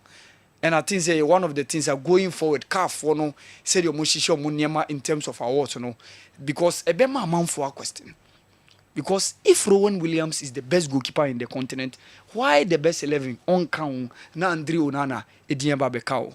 For Nadia Alali winning obviously the best club on the continent, it's obvious. Over TP Mazembe, so for the first time they won the fourth edition of the CAF Women's Champions League. So if someone so we need that award now, understandable. Lamine Camara, the Senegalese international retained the young best player of the year. No, Sergio, and also, but honestly, I had a problem with the three nominees. No, because I felt say Abdulaziz Issa deserved to have been part of the last three nominees. No, yes, Ibrahim Konate, Ivorian international nani din kauna. Sergio, one shed and you be a bonny who did too much within the Ivorian team, but just as I say, a AFCON year. And essence or a part of that team, no, probably that would have been one of the reasons why he was being shortlisted among the three nominees. No, honestly, I thought Abdulaziz Issa should have been part of the last three nominees. Even say one winning Krampoa. Based on Ejuma Waye, should the CAF Confederations Cup, the first time I went into that competition, Obieu how he did marvelously well. So the goal he scored against Academica de Lobito, even a nomination as one of the best goals of the of the awards Nankasa. Honestly, I thought said Nanka Aziz Issa deserved to have been part of that. You know, Uwe Bumia Meka Mama.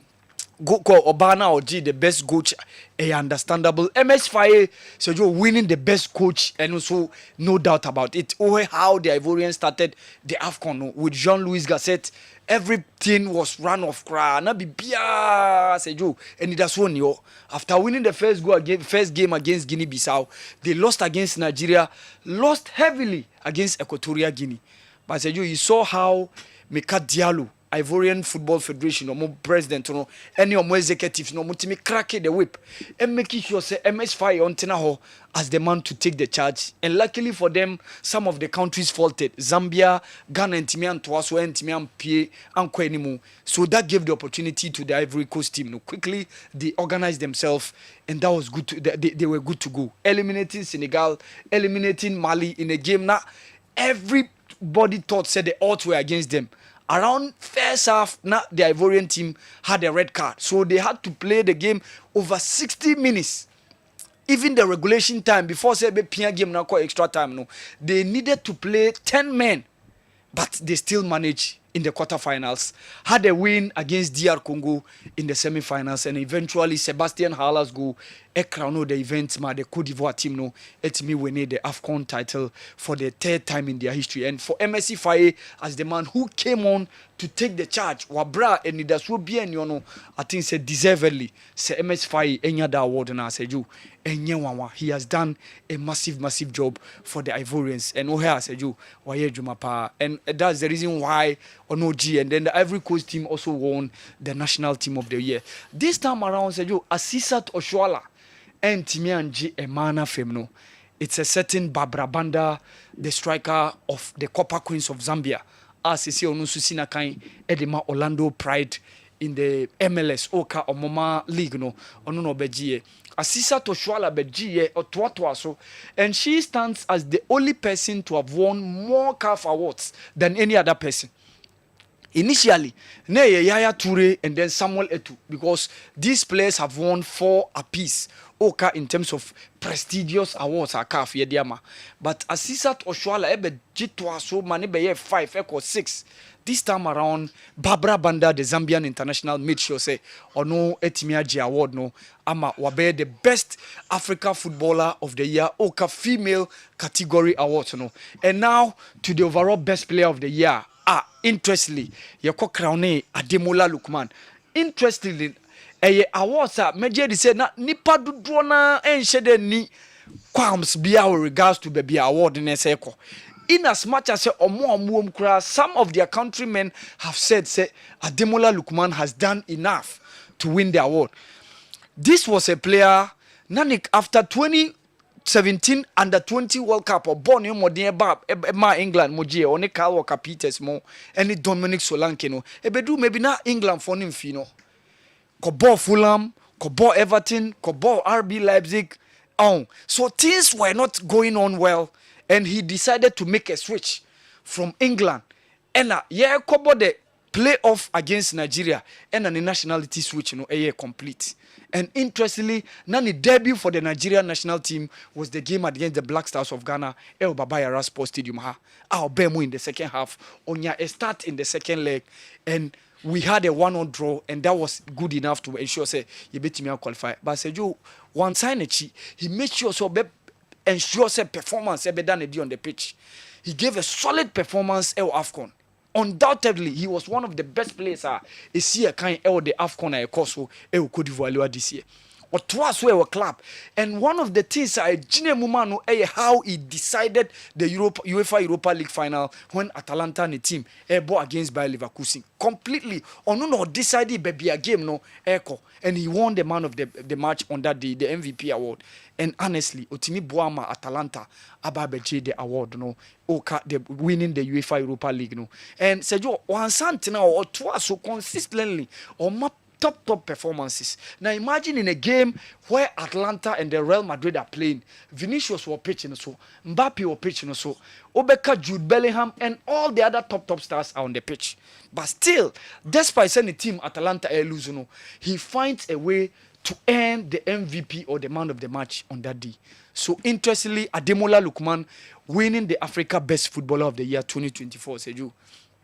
Enye adia achino ashube bia obie ntimi nkase undeserve. Yes, now Ashraf Hakimi was looking forward to get the award, but Ankonafa, Seru Girasimo, Simon Adingra were all part of the last 5 nominees, but Ademola Lookman has been the man who has won the award. So Sergio, increasing the tally of Nigerians in terms of players or more winning the award Before the award na Nigerians for AJ Obeka Victor Ikpeba, Kanu Nwanko, Rashidi Ekini, Obeka Victor Osimhen, and Ononso Ababekau. So, Sergio, Nigerian players have won the award consecutively on 3 occasions.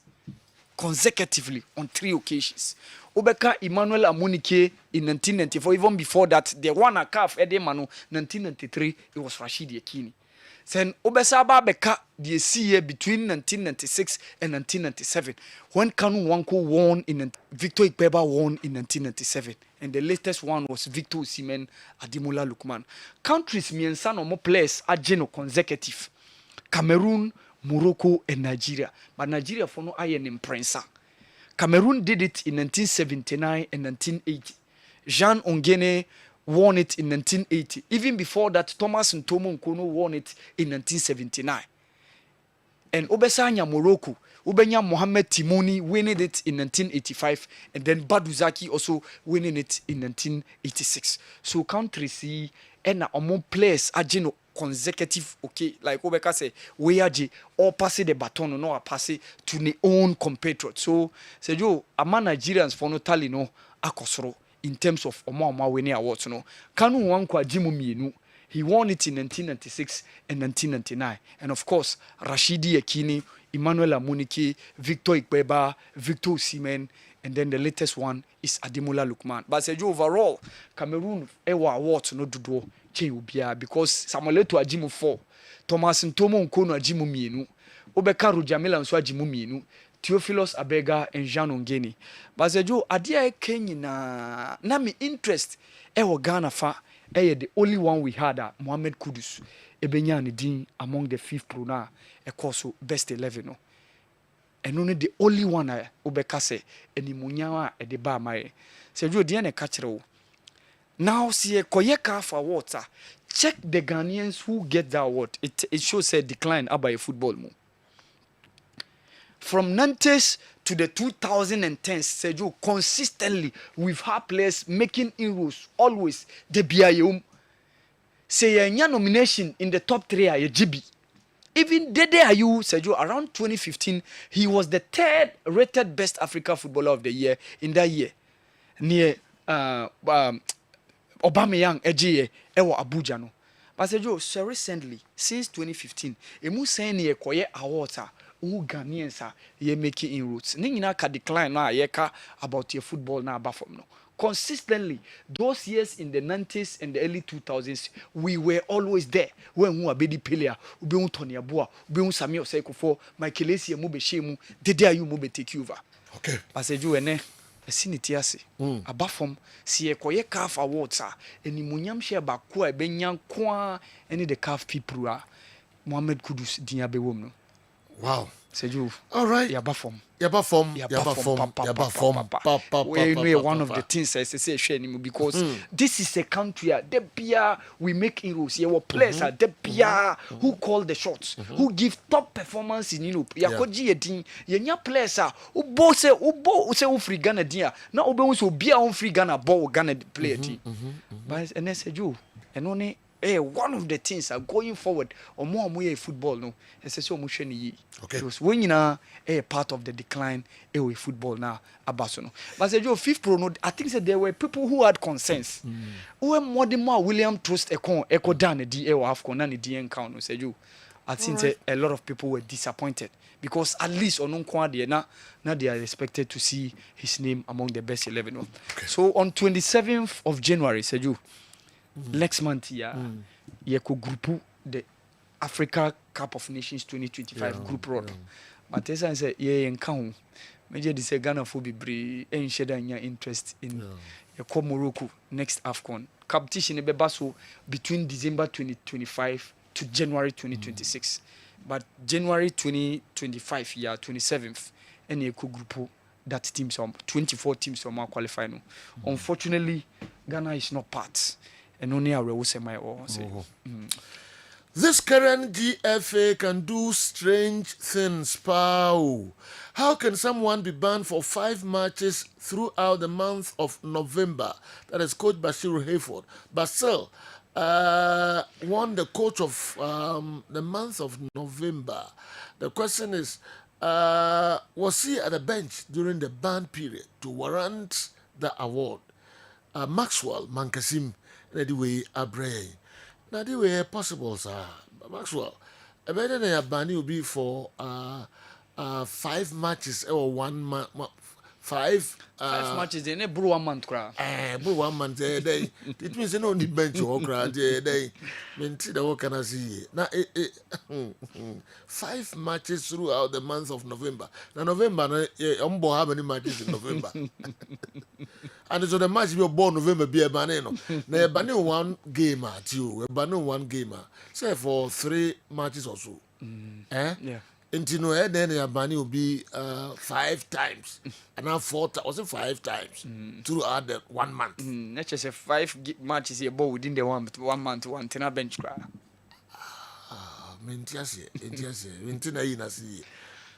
Maxwell, now is it true so? Says throughout November, Bashir River and Trump bench, because now on a band and minima de you better what can you better say no cry be a more and a sign it here which me winnie coach of the month I'm an year na sign out there Maxwell Mankasim Zekov Muhammad anyway Abba Boss, I totally agree with Dr. Franco Naro. Heart of Oak standard is very low because our board, led by Togbe Afede, has decided to invest more in infrastructure instead of our main team. Heart of Oak cannot sign a quality player today unless we do justify. If he is fed up investing in the team, he should come out boldly and tell the supporters.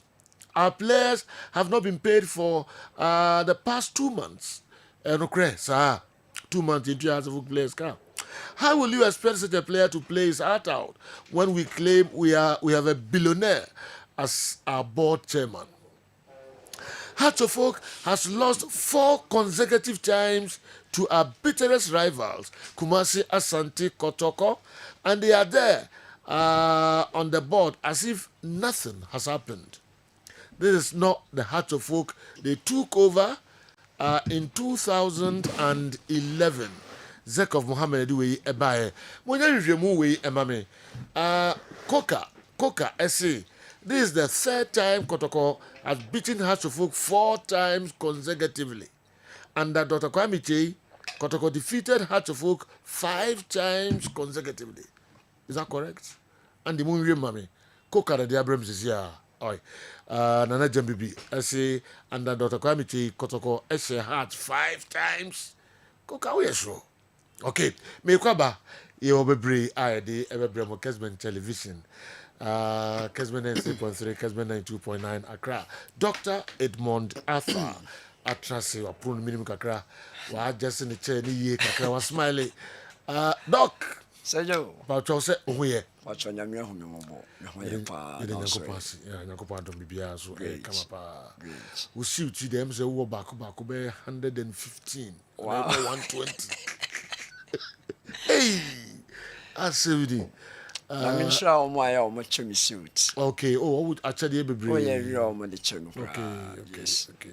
Conform be brave suit and a shoe. Wow. Shoe, so yes. Conform some shoe suit, but don't touch him. Oh, nice. Being so I'm Yana Toman. Okay. Me no closer to worry. Oh. Okay. Yeah, and then now the Ebre Bam of Gilead, Bam of Gilead. Vini gay. Whether no among for Obia, yes, I say you. I'm telling you. What they will mean. I'm telling you. In fact, and no time I'm free, I had no more coin and I'm in a Pentecost elder Bako, a medical doctor, or rich hospital. Na ye didn't come and all fat balm of Gilead vinegar no some of the patients are or more diabetes high cholesterol level what the alongside with omunra or monum when that exceptional results and he was so impressed, so he was asking me the composition on how I no and I'm so a normal vinegar but details in it every day even though me all down no okay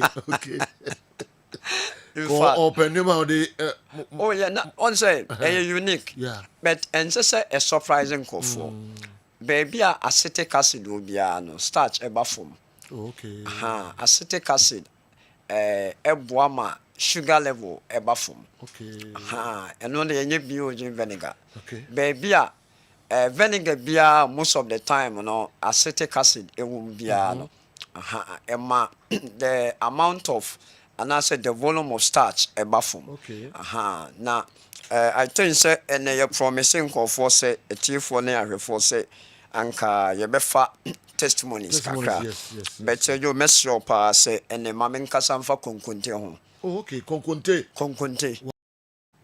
yes me kasafa konkonte ho na na me boa o china na next week ye be kwesi badu tie ni ye be gobe risk fit ye be gobe nso ye gari so we didn't run him we are unguda gobe any konkonte I'm telling you say you say coffee broke man aduane o David wow say you aduane pa Ghana you ade papa I see but about 21st century your choices are you making are so bad and poor okay eya de bia me kase nyankopon wa ma yen kon okay be eba apom den pa we still worship a part of the contribution we are bemonya apomeden.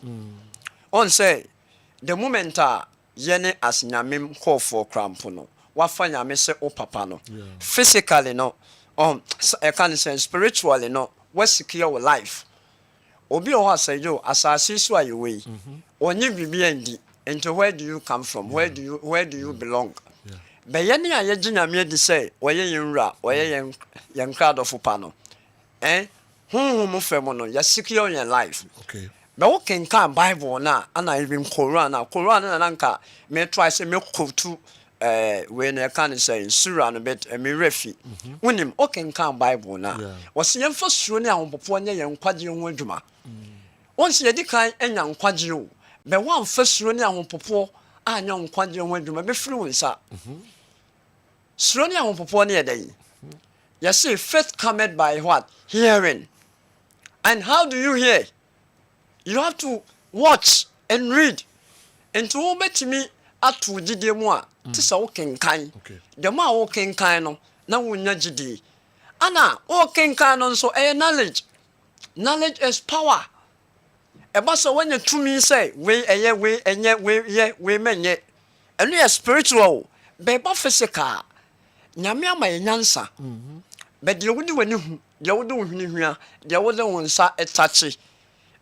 Ana send the signal through the nerves na the central nervous system, the brain say take a decision way. And nipa the kind of decision and that choice I will make no. A bet me up put into life or death. Okay. But do you know something?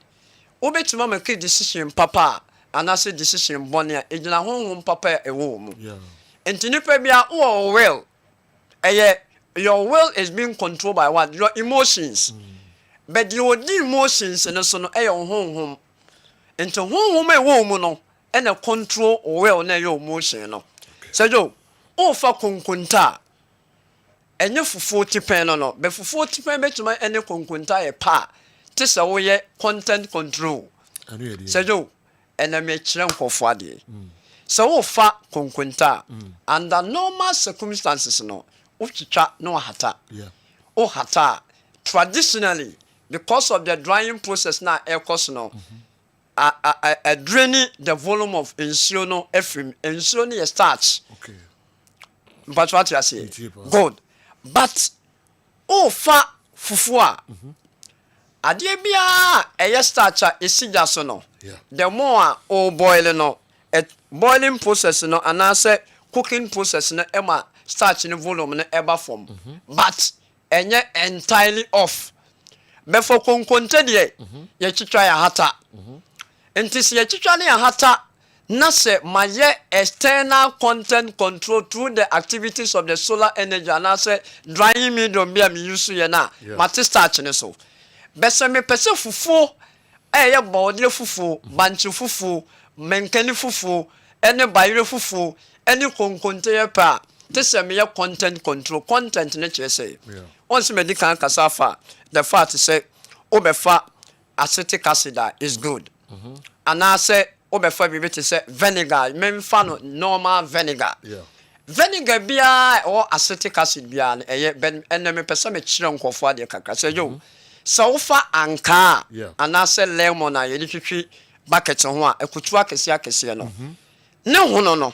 Okay. Ungretia, your friend zest and arranged. Obetimi e de go glass cup and I say if possible crown the best way also yen say. Wo the go flags musia say yo. Now the ensure gumu for 3 days. Okay. After 3 days CV sonne so. O sonne so a ensure na when yan fagu glass mu na fesi ho. Okay. Omuniti no black container ya mi wey and I say vinegar ya mi wey ni black ya na say tablespoon at kese ba ko obebu mi ensa se emo na wonnoa konkonte na wonnoa in this sense ne de eye body na ye no abanche ne ye no ye wo fufu wo di gumu wi afa BOG vinegar ni ti be 3 count say yo okay some process na 3 days ni ya ye no a generate some enema bia BOG ne be ka ho no nyame adom o no aduane na ebe ma starch na ba form. Okay. Oh yes. Ama abesisa konkonte. Ama fufuo na starch na ewo mu no dɔɔso no. Ebete aba fom. say ye body fufu say ye by you fufu say yo we nya me na meka so wo call BBC News Dr. James Brown from Aston University were one of the European top food scientists and then technologists and a dietitian were research scientists on any team say yo my forward we no amount em say me dey forward me home forward the amount o read there research on my ye no e try and say ye ma me mo ne nana mo no mo nim ne mo be you 21st yimi asa ye niema ye to ni nyina ye yare despite emwa FD4 de boa ye nyina no say yo ya so den ye be di bronye omonso mo betu mo aba abonten so educating kofo ye nyese nso ye mfa bi oji nkrampo ye se anya duru nkrampo no ebi mu frefre kompeso mo san pria ye koto nsohwe mu me poma chaw de ye pese ye kire nyina ne se nipa bia wo pese waduane a wo di ne starch ne so eba fom no unya anka ana se ye kan sen lemon se jo lemon ekutu on lemon ekutu yes de di twitwi bucket on akese no lime ye nketwa no yes no wa great ho o great a fagu flax mu emani show with in show 3 days ebe ferment e ferment we a bu tablespoon atrekase be 3 na 5 konkonte na wonnoa fufuo no na wonnoa bode ne na wonnoa fagu nsuo no ansa na aduane na hu abra wo de biro gira ka ho sejo ebe teso na se ye fa konkonta sejo apart from say I go through drying processes no I mean obey content control with the marketing component you full depend no because during the drying processes no probiotics abem e ho na be lactobacillus money other bacterial cultures are e bo anti konkonte say e bo gut health about digestive system na how our konkonte tie no e bo pa so jo de gu so e konkonte ne nkaten kwan ye wo konkonte ne live soup ye wo konkonte ne ebunabunu soup ye wo konkonte a ene ye kan say aben kwan e wo ho ene ye wo konkonte fro ye ne konkonte nkwan we ye ebunabunu ha enti ye wo didi konkonte ye ebunabunu didi konkonte so jo say na enwan gugu so na enkroman bia so wow so wo ye soup we nyina na enkroman nka ho a tawa hama no pay enkroman nka ho a enkoye enti sejo anka enkwan mu se no na anka enkroma be 5 na 7 eguso enkroma no sejo enu na ebe ye magic no sejo Reverend Joe Bichem se minchia wo ema no oh mini pardon no Reverend Joe Bichem yes Friday na mini ni din komo takrade okay ya won ma no ye din komo na o ka chem se okọ US no afi na won se enema na meka na ano ohye wo se omo a ye yisrade na de aye omo to na ewe no Ghanaian doctor bi a wagidin pa wonim de omo pese omo fat eba form no process o ye ni so omo din kunuma omo ring pluma as vegetables omo de salad omo de juice omo de den enkroma enti so you obi a o cholesterol sro a apart from say o fast statins a contain can say those active ingredients are onom no dinkroma ebe ma o cholesterol number from be no na make sure say so be dinkroma o twitwa ni tini be 3 4 5 a o papa man fa bioji egum egum kromanim enkroma na watwitwa na what the hot water 500 sachet water na bottle water ba ko gum fa bioji gum sejo ebeye magic sebe trotro ana ne trotro no eye trotro mo a dilute no na the concentration emra form into now nom no within the day nom na sejo o ye exercise o didi ntem o ye portion size say oh me di fufuo de me didi konkonte ye because the glycemic index near 31 as compared to fufu a ne de near 50 plus oh ye no we no ebe boa but so be choose light soup ebunabunu kwan ana se nkatin kwan ejina o health status so se jo bia obi akọ check ne cholesterol wa check ne liver function ne albumin protein e wo so ne lipid profile LDL and total cholesterol and triglycerides no e wo so aben kwan ene nkatin kwan no o de to ho a no afa ebunabunu na light soup na o de din konkonte se jo konkonte ye good me ne jeon se jo me din konkonte so na nkroma be 7 kan wa mintimi ni o ɛno nti na mebɔ adwuma no because konkonte nkroma na ɛwɔ mu no sɛ dwo ɛtumi ma woyɛ bɛrima a wobɔ adwuma sɛ dwo wohu m'ani a mahahan a meka wobɔ adwuma ɛtumi ma wo fire sɛ dwo meka sɛ wadi a na wo sere yes, because go bi aka kyerɛ me sɛ ɔmo bɛn wo kakra school days ne you know ɔmo sɛ wo bɛma ɔmo sɛ yɛ bɛma ɛyɛ paa we dey Pentecost elders oh yeah me yɛ bɛma ɔmo ne wadware abom da oh yes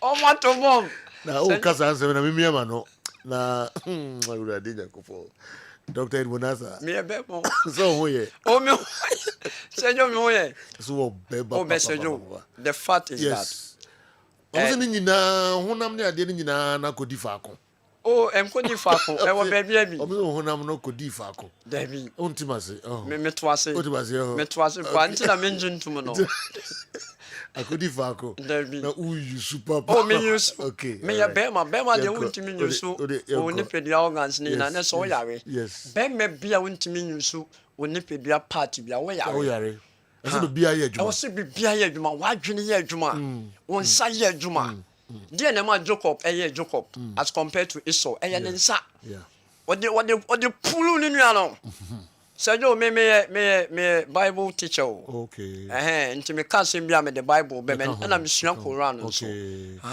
nice me sua Quran pa me pa di sua nti je me pese me ka nyina me ko nyina ne se yene a yempe konkonta ya kyerɛkyerɛ yɛ ho sɛ konkonta ese no so wo di konkonta ɛyɛ the chief food kasi badu tie komoyi correct na amane a ya ho adwene ɛdeda so nkroma gugu so wodi wei na wodi biology gu nsuom na woyɛ wo exercise ye na konkonte ne nso nka bɛyɛ anka wiasa amenu wadi okay anase anopa watai enwumere bɛ 5 no wenya nkroma carrot kakra all badin kakra jene kakra tomatoes kakra what toasty emre kakra ka ho na sɛ ɛyɛ bɔɔde bɛtem ba ko mienu bi a wadi Sejo, we say ya young can't also do for life. Doc, man for Dasipa, who are the concentration in the Oba Betono. But I say, who educated public, no? I won't hear cry. My Yarido, yes, my Yarida. Anna, Balm of Gilead, your vision is say, do more education than medication. Okay. Anna, how do you educate? Make people their kitchen, their pharmacy. Mamumu Casio, and your beer, Omunugu, not necessarily so Abania show. Yes, one no mount. Now, coffee no one yet, where I am called. And Tina de Biami Castle, oh, by a hole. Not the eventual class edition, only so a member. But I can assure people 100% say, you. To the glory of God, not the much I'm with you. Obi or by Obi 100% results. And until ye could do Brunei. Oh, yes, dear. Obi 100% results. And no, I make Casa with data, make Casa with authority and board. Because my femunda, and I mean, can you say, Ebia, my said I know what I'm talking about. And to the person can answer me question, Joe. Bi o jene de e wasea obia metobi ebe boa insi obia fa bi gum se jo meme de ni ana nipa bia wo ye consistent eye pa consistency eyo obi o wa ne wo ye ogu lo chena no wa mia wo kakra e no boa hwehwe ni mu enye man ntoto so. And how do you make it to so e was your commitment we so committed to that e basa obetimi make good decision ema ade atena so a how no waka baba ya kire so you be number near 0539 86 38 0539 86 38 and I said 0240 51 21 71 0240 51 21 71 nto mo ba se ha Asila house ebi wa ha and I said Asila towers Ghana ha be bia nso mo be free bia no ebi o mo kai say Xmas promo no auto bio gene boxes a yama t-shirt yama eche na the puller can say posters any we am kai say enye duru e food puller o pese we dry we duru no ma bra hospital me nya usika kakra dia me hwe ma ho ato say jo me da se bebre pass for opportunity a what the amai e tie form farmer me omfa okay na ebe boa mo pa vinegar no munum bi mumfa bi nsuo munnom weda ne nye enye aduro ne moma ye food product yes ne ma ebe se de besi aboa o wedi no untimi du be na se de we de mi twa no enkofo kan se mi ne betena we radio so say ne ye kokan wan we ya so be yeshi aha Mamidi kan na wase so ma communities ni nyina se manya ntie kra se community gala ye football wow BOG vinegar de no bajim abua communities no abohoka organize na ya bobo na enche beti wonka e wo Christmas and New Year mu fantastic ye de wase pa ehun nsem so no enu ntine ye ko healthy Christmas and what Happy New Year. Healthy, no? Healthy Christmas and happy New Year. Into the Christmas New Year, now the running year with joy. Yes. We see can go to toy. Yes. A bassa, which may treat your street and I and also. Dian Chakra, Nene Chinaye, Dr. Ebe Yidenim, Abwa communities, no, gala na, Kosono na, or the BOG.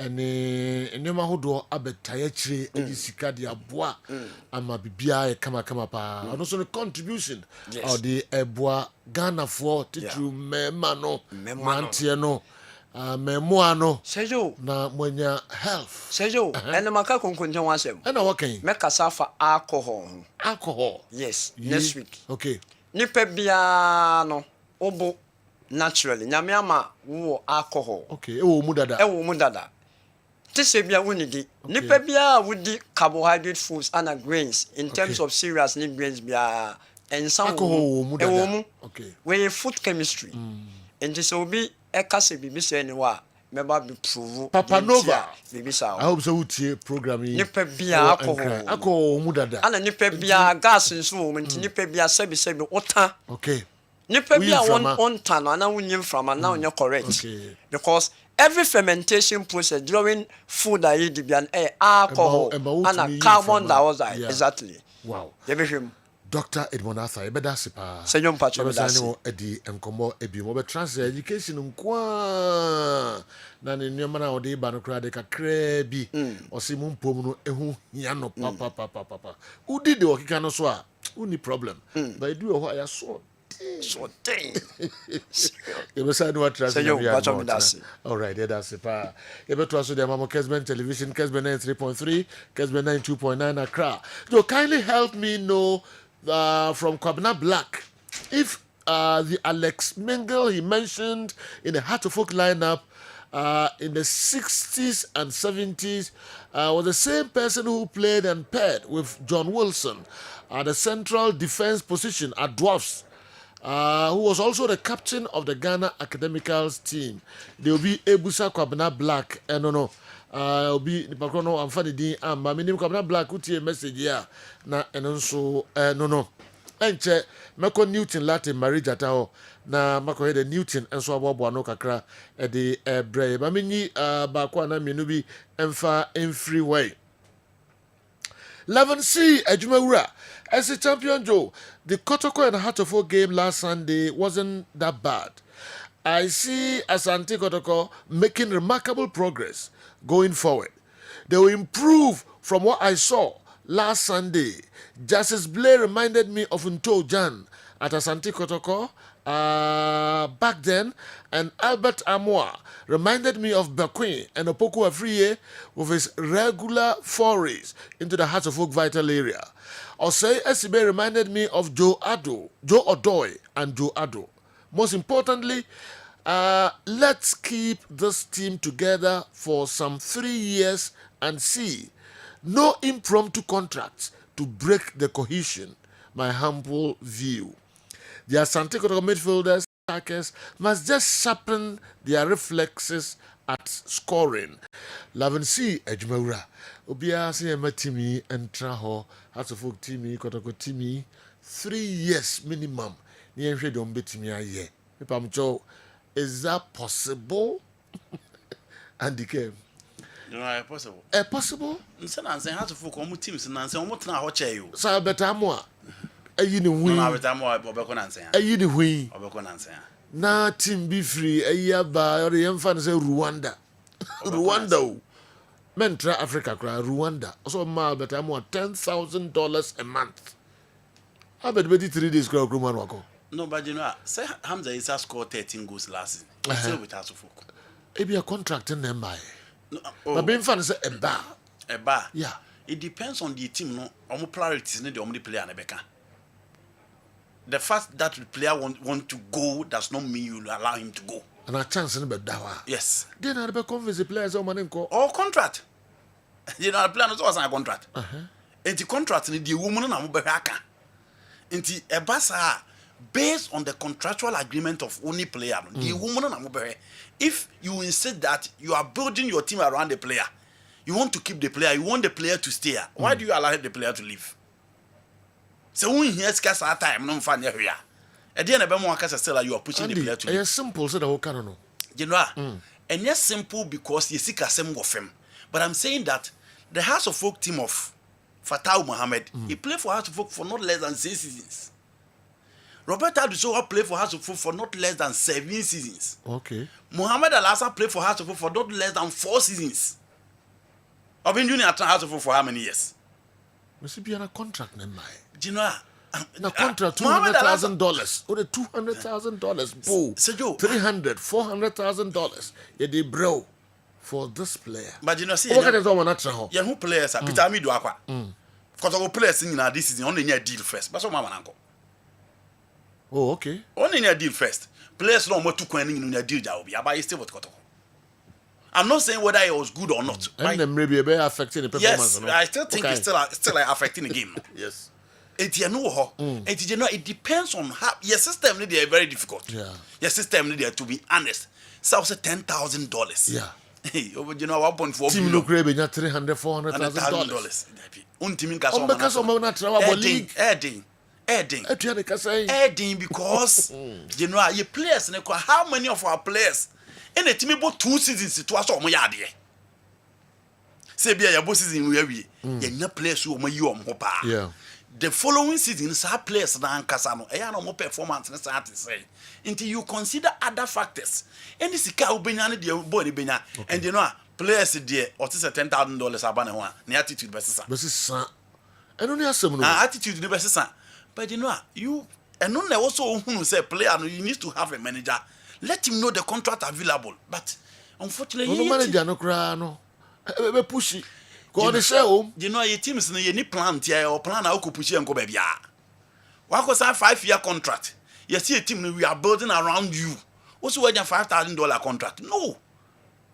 But yeah, what is the plan of our class? Plan it to say, okay, to go to league almost here. Okay, to have to go to league almost 3 years. Into the plan of those clubs and saying it here. But you know, the plan is to want to be in Africa next season. They want to participate and compete in the Confederation or the Champions League. You know, they didn't also want to be there. But that's the because you know, I could almost want to say why more. Scanning for him but to pay all these bills. And you, Andy. You know, from the player's perspective, I agree. Say, be a dean to keep the players. Family pressure. Why pressure? The be mount. You know, I say was structures near or planner, and no dear baby. Because say was structures near or planner. So family pressure, no, you know, and dear baby will be a ba. But you deal with it. Until I make us in your play being in your deal on Mujana. You deal with it, sign your money in their coso. And they said, you know, teams in the team this Kakasi Koto play a babon, Groba, Yabimo. Cabo. Until you deal with those things. But, you know, plan, saying a clubs and Ankasa plan, say, Kotoko Ankasa, what is their plan? Are they thinking of playing in Africa this season? The following season, Champions League group stage, they want to be in the semis. So, sign your money in any so the player will leave. Okay. So, sign your money, only plan, be there. Then you don't expect the player to stay. Okay. It's but I agree with you. It is difficult to keep the player. But you know, Justice Blair boy a Ghana Premier League for how many years? There are chance in them. Oh, play ball. Chance in the bad there. Play ball in a ball and just play a ball. Got the chance in my Obian in it. Oh, you know, baby, when you go. The moment you do that, you know, say affect other players. I'm very good and can be on person ball. That's true. Yeah, man. Or better say, oh, say a player about no chance to crown person ball. And Tiento to any me. We need to do that with a man mad. You know, I am to any me. I team on your chance. I'll be committee to me say, Yam to any me because Sekotoko A state and the Ghanaian clubs. I would send the team about Champions League to 3 years. Obianti me.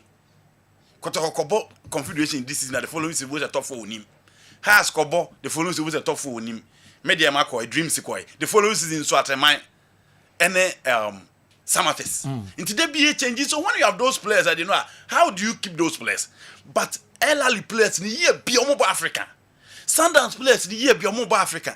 TP Mazembe year beyond Africa. Hila de beyond Africa. Merrick de beyond Africa. Into player ne value nankasa kosoro. Player nankasa ne value ne kosoro. Ne pay dems. And yema onya aside the salary ne kosoro.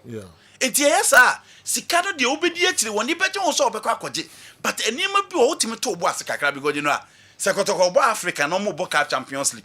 Na me fancy a draw mo group stage. Kotoko kwa we bia pay them mo de be my players. Apart from no mo san we ni mo be san mo bonuses. So imagine Ghanaian player earning $500 after every trip. Said you. Ne salary wo you fancy o $6,000. Oko trip bia ba onya $500. Or the kind of salary well, he's not earning that at least or be earning $1,500 a month. That player will be a bit relaxed. But has a African at that bay. Kotoko African at that bay. Okay. Into ASR, say 2,000, 3,000, 4,000, 5,000, 6,000 a day. You crew mad your money, who you soon ye ASR there. The attitude of the player will change. But as I said, we've seen a lot of players. You know, that's why. The other point is also that so who keep players natural the change of the rampant change of coaches it may affect me. Ghana coach be about here the players. Coach be about here the players. Inti Ekoba say affect to keep players in the Ghana Premier League. Me jitum say general very difficult but we can do that with a plan. Has team now after some board we cramble you know. You know who keep players in the chair you. I me bought about 4 players. A football has to for from Frank Nuta time. And a football has to folks till some wood. Or has to Benjamin Mensah. Or ball has to folk with Thomas Abe, Inusa, Musa, Rubignani mo. Esa copy Mrs. Samobodu Babeton. And he has at a point kept certain players. But Omwa broke his structure. What is the situation now? And he was says by I can see about has for 3 seasons. The first season? Yes. Sir. Yes. About 2 years before. Yes. I think this is the 3rd season. Sir. Yes. That's the 2nd season. Okay. Yes. At least gradually they try, but the rampant change of coach and a coach is ultimately blame on coaches and performing. Zekov Mohammed send message by. Yeah. You know when you are becoming a small club, uluswa normal. So be a small club, uluswa normal. Has to folk a lusu atwaso miensa against Kotoko. There should be crisis meeting. 4, not 3. 4. You know there should be crisis meeting. And you can say normal de ba a year back. I said you and I has but be at this has to folk. Oh yes, sir, you are becoming a small club. Big club with their own accepted defeat, sir. That be you need to question the player, you need to question the coach. Say dear because coach will lose 3 times, right? I didn't think a coach who wanted to be a couple has a show. I didn't think a move players with your baby has a show. You need those answers. Okay. Who players need to live up and what is actually wrong tactically. You know, House of Folk need to demand those answers. The previous House of Folk team and a big and no be any son and it hasn't lose so much man and no matter said no, you know. The moment you do that, you are becoming a small club. You know, Madam Anusino. Supporters now they be IC or stadium and because we studio. I disagree. Football ni bonus say you lose you the shape players ni coach. Me baby am tia me nsan will be 80. I said Prosperity should be fired. Yeah. I said it emphatically. We recover beating Adriana, beating Future Stars, beating House of Folk. Nobody should give credit to anybody. the credit goes to the players and the coach. Almost 70-80% enko coach no 20 ni omo dia. Omo yede. Time ana operations. General born on board operation anya hwe. Kevin no say SB. Obian say need to so be in videos. Then your operation na man operation na man better more press here. No, you know. Operation na man mistakes na bad. Tactics. Tactics. You know anya born on board kotokolu 2-5. San crofo na no more 20% no more. Kotokolu 7 times last season. San crofo na almost 20% the ombian where were they? 20 times behind. General omunya hwe. Let's not credit them. Give credit to the players. Abetamwa, from the word go back and watch the game again. He pressed from the first minute to the last minute. And on me catch as Franco say, the hallmark and the characteristics in say Alex Asamama kwekwe. You know, Otumika ya hwenimu. The way he pressed, the pace, she the dimension, the directions of course of park. So, or say it be mistake we wa ya. Oye bi wo 3-2-1 nim. Oye bi wo 3-2 nim. This is his third time. And the new tiaka also oye bi wo games ya enya visible. To Nipa Bebe, or ye error prone defender. He's a typical player like David Lewis. Or Bebo game na by you mean what James. Operations the man. You know any operation. Let's not give anything to anybody. Operations the man coach Abenkwan eyi Chartele Free. You know Makwanda. Go back. Say I'm gonna work papa na. Sa confidence ka pro bianko ekotokoti na coach no ta ma Chartele amompon. Any operation bia ye be kwa kofa elali de kotoko ba no makoy operation amyahwe jindra ana ye de Real Madrid be ba no makoy operation amyahwe when kotoko were losing kotoko became a laughing stock. People were ridiculing kotoko. It was the coach and the players and they blame who almost say and we find reasons why the team was not performing. Operations are a team now has to focus Prosper Netogum to beat has to focus consecutively 3 times those operations. You know, Nana a Heart of Lions or train Kotoka boss no operations anyway. Give credit to the coach, give credit to the players. Omoye Juma and Genoa, the supporters should embrace it. Catch also coaches no cry involved in the operations. Genoa. Yeah. Mujidi. Genoa, maybe me coffee the park and so on. Operation ye day. The me can say operation Juma ye there's some for new. Say operation Eko Juma no go be. But almost say work on players need be and I didn't think referees cry and say it's me working on them mama or do a be on Nampak and so nim do oye cry into men guys are call a referee a friend say police need 10 gram yeah you madam for the otafo no they not aba yes yeah me hu na say or the hearts ne kotoko akra bi no yes so do we no nim do oye cry mama nkofa Clement do mo di match mo bompa yes mama nkofa Clement pen and na say Masbinelo Iratimra na kase match Genoa.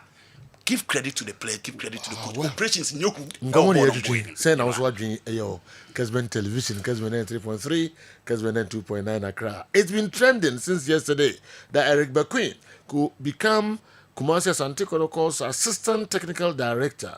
Before it is confirmed or otherwise, I want to disagree with our hardworking IMC. We shouldn't give people unnecessary load just to occupy them. Boss, to me, Eric Bequin has been coaching our Division 1 and 2 clubs for some time. So the IMC should give David Oklu's vacant position to Eric Bequin, if only he is qualified. That way, Kotoko will be building him up for the future, just as Barcelona, Manchester United, and others are doing. The beginning, the conclusion, the call. Kona minim so oba be yes my farmer no all of a sudden if Didi Akumadan senior high school na way by yeah all right mama mra mefa also take a cry na fi na also the include and so be kan yeah na fi me nko Newton Latte marriage ata ho na me nko head on so the Brian Kessben and UTA me pa cho mama nkai way good morning sir. This is the Deputy Director of Prisons, DDP, and the Regional Commander for Upper West Region. Wow. Alhaji Osman Tesembido, Esquire, or a lawyer. I was a match commissioner for the Kotoko Heart of Folk game on Sunday. Oh, okay. Oh, okay. One of the messages I brought is here. My son told me of the commendation during the discussions. Oh, okay. Thank you.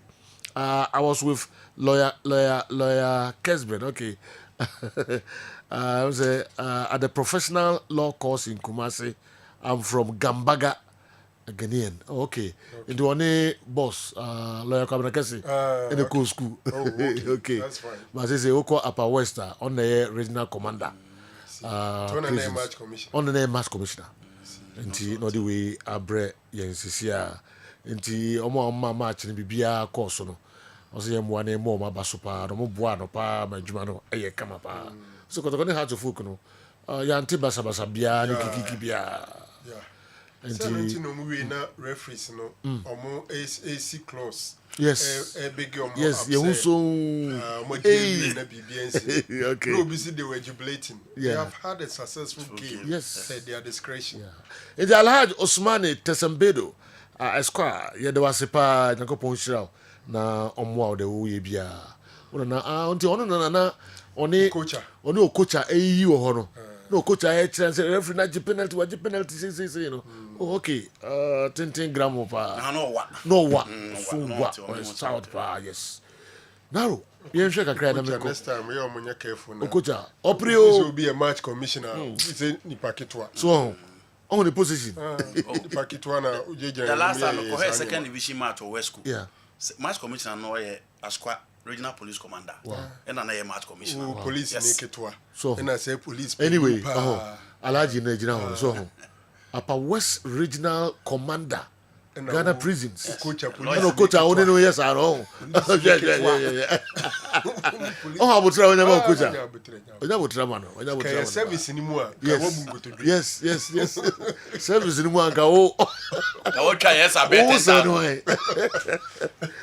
Alhaji Osman ya da sipa ana mo bo adwuma pa so all right general mame enye no the kind of the issue of say keep players for long near the general a club as Antikodoko must have a model and a plan. You see, Kotoko club will be a model. Now one planning walla, one here the opposite unya. No question say a general. Gate process, baby Akotoko pes would do. Any baby ne tipen for any competition drew in terms of secretary any player tono any gate process as sponsorship kroma and so form okay but nyina so yesikase so I'm thinking that Kotoko should have a plan this is the immediate plan to be executed probably in the first 3 years or the first 5 years okay then you have a medium plan and long-term plan. The long-term plan usually is baby eventual person. Okay. Me tiama dream me say after say Kotoko pam players or matiti team or new players near deno. Benya pa looking at the sources of funds are available no. And can be our first 3 years we at teton.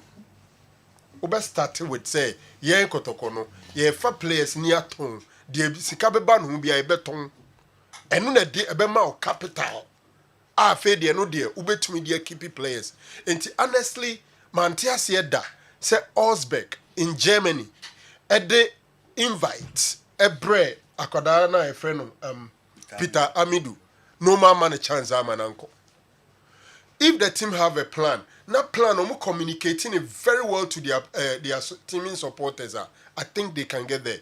It be a first 3 years no. Yeah, and the say players na ye developing the boabeba no bia no ye beton because no kwasem ne say we ye Kotoko we ye house we ye hwan a player no or sign 3 years ni via e drew ne final year no full so ye good an agents asha say the offers e breno no matter what is difficult to meet those offers there papa na Kotoko anya Richmond Lamptey wa ripe every time ese Kotoko ednya no so mfa so offer na Rwanda for ne dey breno no Kotoko can meet it about $8,000 a month. Wow. How can Kotoko meet it? It me feel say in your first 3 or 5 years, your plan should be say ye team no ye develop players. The boabeba no be a yen capital. Say youth team no so mo ye no ma ye ni year.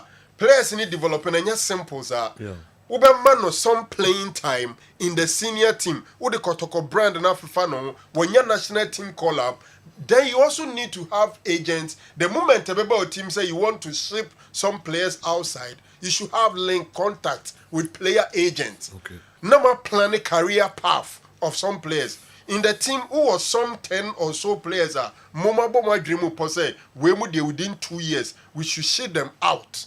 Na yenyesika, team ni yenyesika we are. After the obedu level say turn work keepy players. Meaning say a whole topic on its own. But what I'm saying is indeed at a point in time, as our Joe Mutum say see idea, yen to many alimo, yen to many TP Mazembeni and they or the Rwanda and Tanzania teams now and Priyanganum.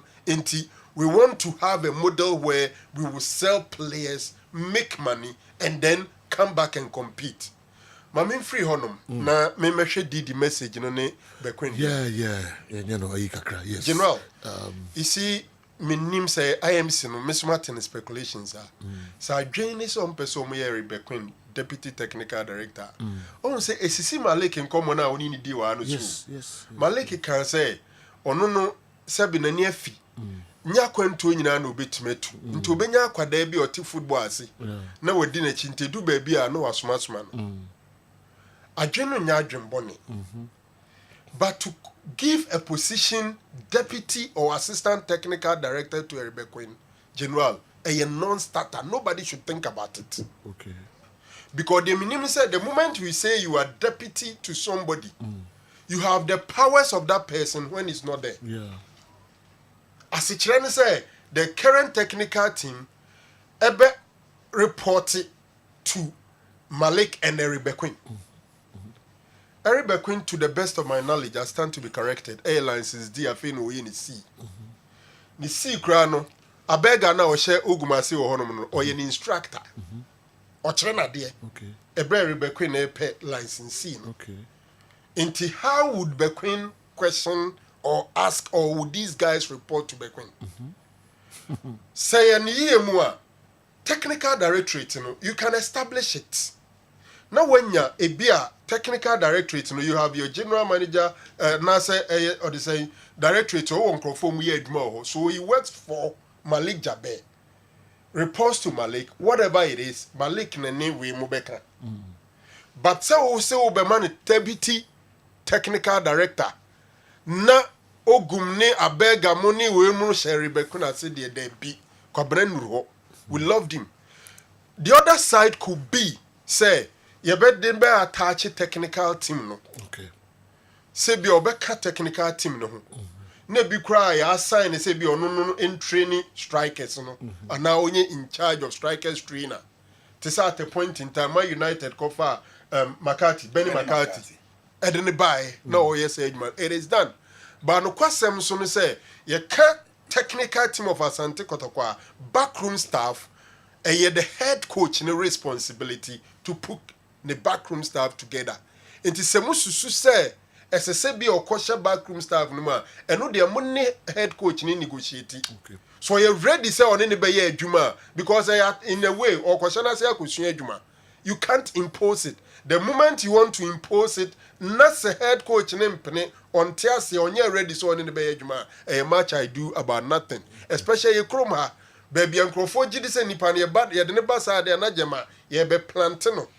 No be ye bibia be yina siatre de. Alright. Head coaches all over the world, the global practice, and he said the head coach put together his technical team, and they are the people they trust. Wow. General, so dream you also move by Eribe Queen, deputy technical director, a non-starter. Okay. Because it's all over the place. Yes. Now the Queen, I don't know, so I'm not contacting her. Oh, it's been contacted. Okay. No, technical team Kwabra was there. Okay, I see. And no, I mean Monday. Yes, I'm technical meeting Kwabra was there. Malik Coach Ogum Eshe Bekriasi. It's a non-starter. Not even a license B, license C. Reported to Bekri. Come on, okay, all right. We see painful. That's a Bekri said what kind of roles will be over to my play. Youth team, you guys. Youth team no crana. Is it Kwabra good and he's enthusiastic about Kotoko? only most from Pomo could do something at the youth team. No, imparted that knowledge. Then there will be a good link between the youth team and the senior team. Simple. And to one ye, a be a gene agripa, and minim so hini, Ubenya na kotoko former players and get to a mupese, or mubaso, more opportunity, Nanko mu building or mu profile. What may play key role, but we are more than a question. Now, Dr. Frank also answer a non-starter. No. All right, you drink today, and you talk to our Hano. But I'm sure you better David O'Cludian so. Okay, dear ba.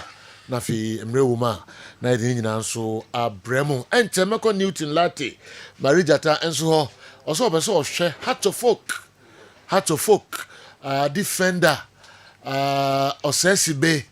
Na odene hunsem kakra enso etubia. Alex Mingle played for Mysterious Ebusua Dwarfs in 1969, 1970 and 1971 before joining Accra Heart of Oak in 1972.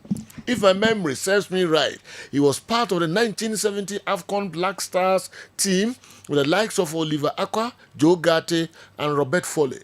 He was also part of the men's team that played in the 1972 Summer Olympics as well. Kwamna Black, na di we abreme abia wofe na etisɛn na me adom ye na so ye me adom so ye pa.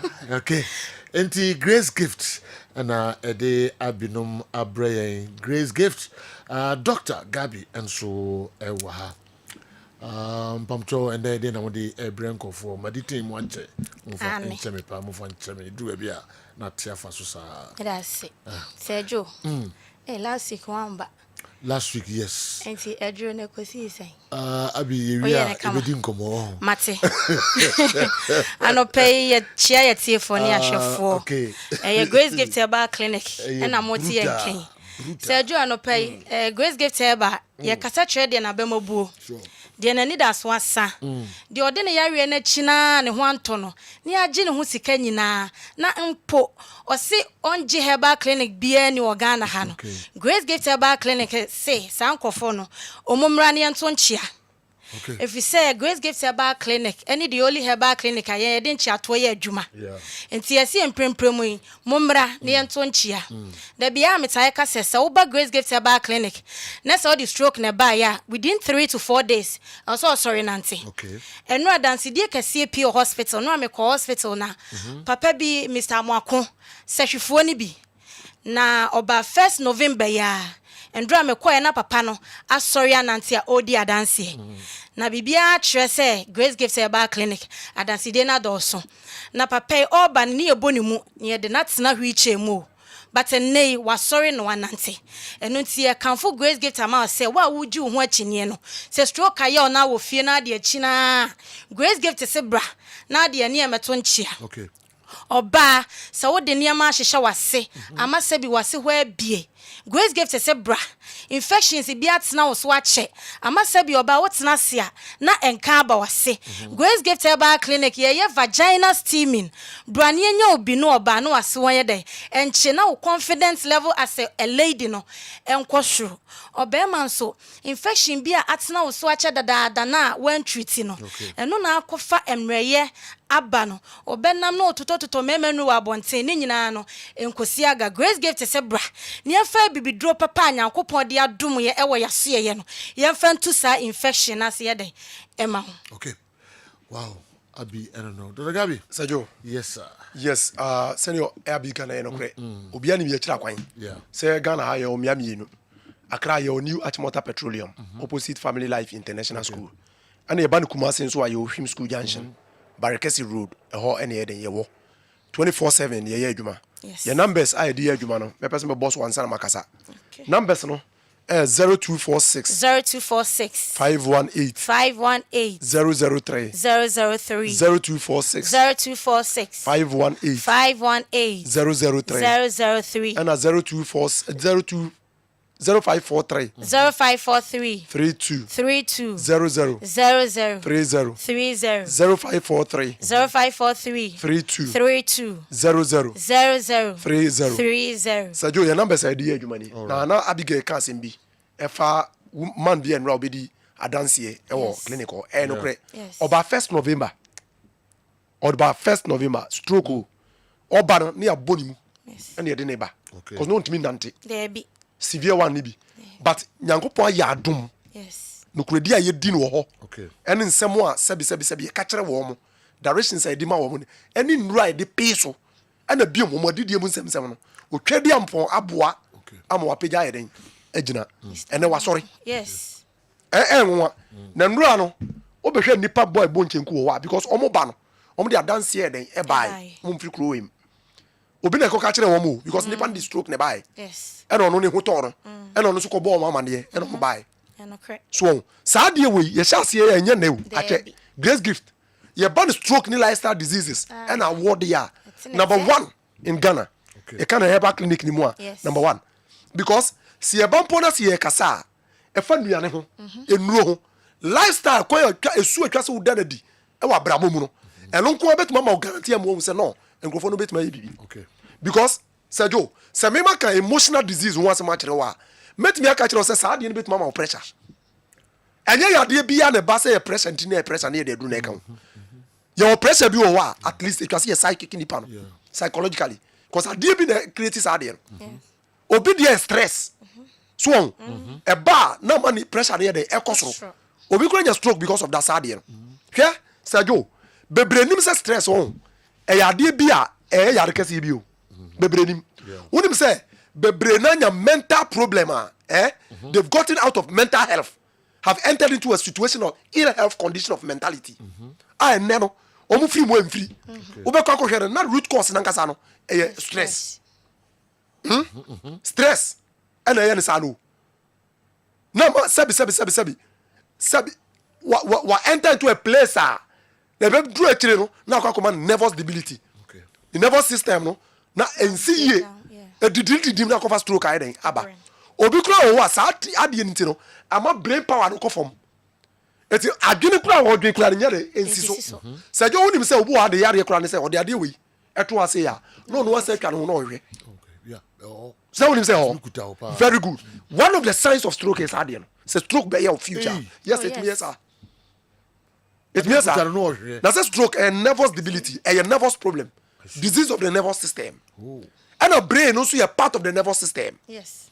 it is a bibi affecting nervous system na kɔ affect brain na wɔn adeɛ bi a okita ekura na ɔhwɛ otumi nkae ɛno ne yɛ ka kyerɛ wɔ sɛ yɛwɔ sɛbi enura ahodoɔ wɔ atwadi ampo nyankopɔn ayɛ den abɔ ebi tumi improve cell what I say ɛna stem cells ebi improve the power of the brains ɛma brain yɛ sharp ɛnka yɛ den na nkrampan ɛne moringa yɛ kabom ne yɛ de fry ɛwɔ a ne yɛ ma no mɛkosam kakra bi ka ho a yɛtumi boost brain no yɛ pɛ sɛ yɛkyerɛ wo sɛ hwɛ sɛ wonyi nni a yɛto nkyea nti ne yɛka kyerɛ wo sɛ yɛtu mmara ne yɛkyerɛ ne si mebisa wo yɛwɔ aduro bi yɛfrɛ sɛ nkrampan yɛwɔ baako bi yɛfrɛ no moringa everybody knows it ɛna yɛma kɔkɔkɔnkɔkɔ no ɛyɛ na mebisa sɛ adɛn na three no combine together no ɛyi improve memory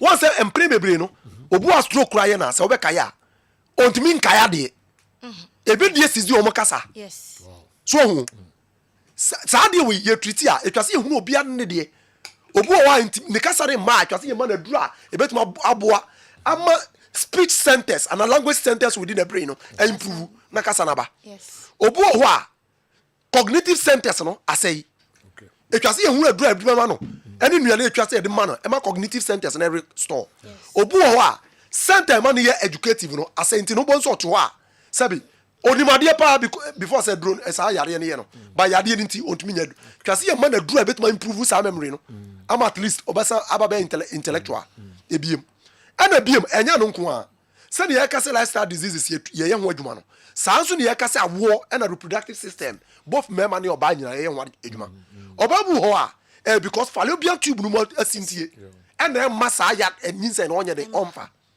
yɛde mfidie ɛbɛhwɛ wɔ mu ne ɛho baabi adeɛ ne yɛde ɛkeka kɔ sɛdwo nneɛma bebree na ɛma mma ntimi ho obi wɔ kora infection meken ne papa nkasa kora nya agono ne yɛde wo no so ɔho ɛtumi a yɛbɛhwɛ mu no na affect akwadaa no obi a ɔne bɛrima bi na di agorɔ bi o akyɛ ɔne no kora ntena bɔ ɔbɛware yɛ no adeɛ ne ha no once gono so tena mema so ema so che ansa na pie sa kind of namu ayi no entem pie o ma ho ntem gono say be ma ne oba koda 3 days na yo no do so ba na nya bi ema it me tena mo so che but more net wo so che sa na it me di obu okra white enti na ontimi mfa nyinsen yo kai media hodo ema wo ya de pa it was a great gift catcher was a time bia ya obi bia friend say vanya na steaming sa vanya steaming no ayeye no eboa o mo papa ye wie kura na wa kura be di adanse say ade ne ye aboa steaming na ye ka no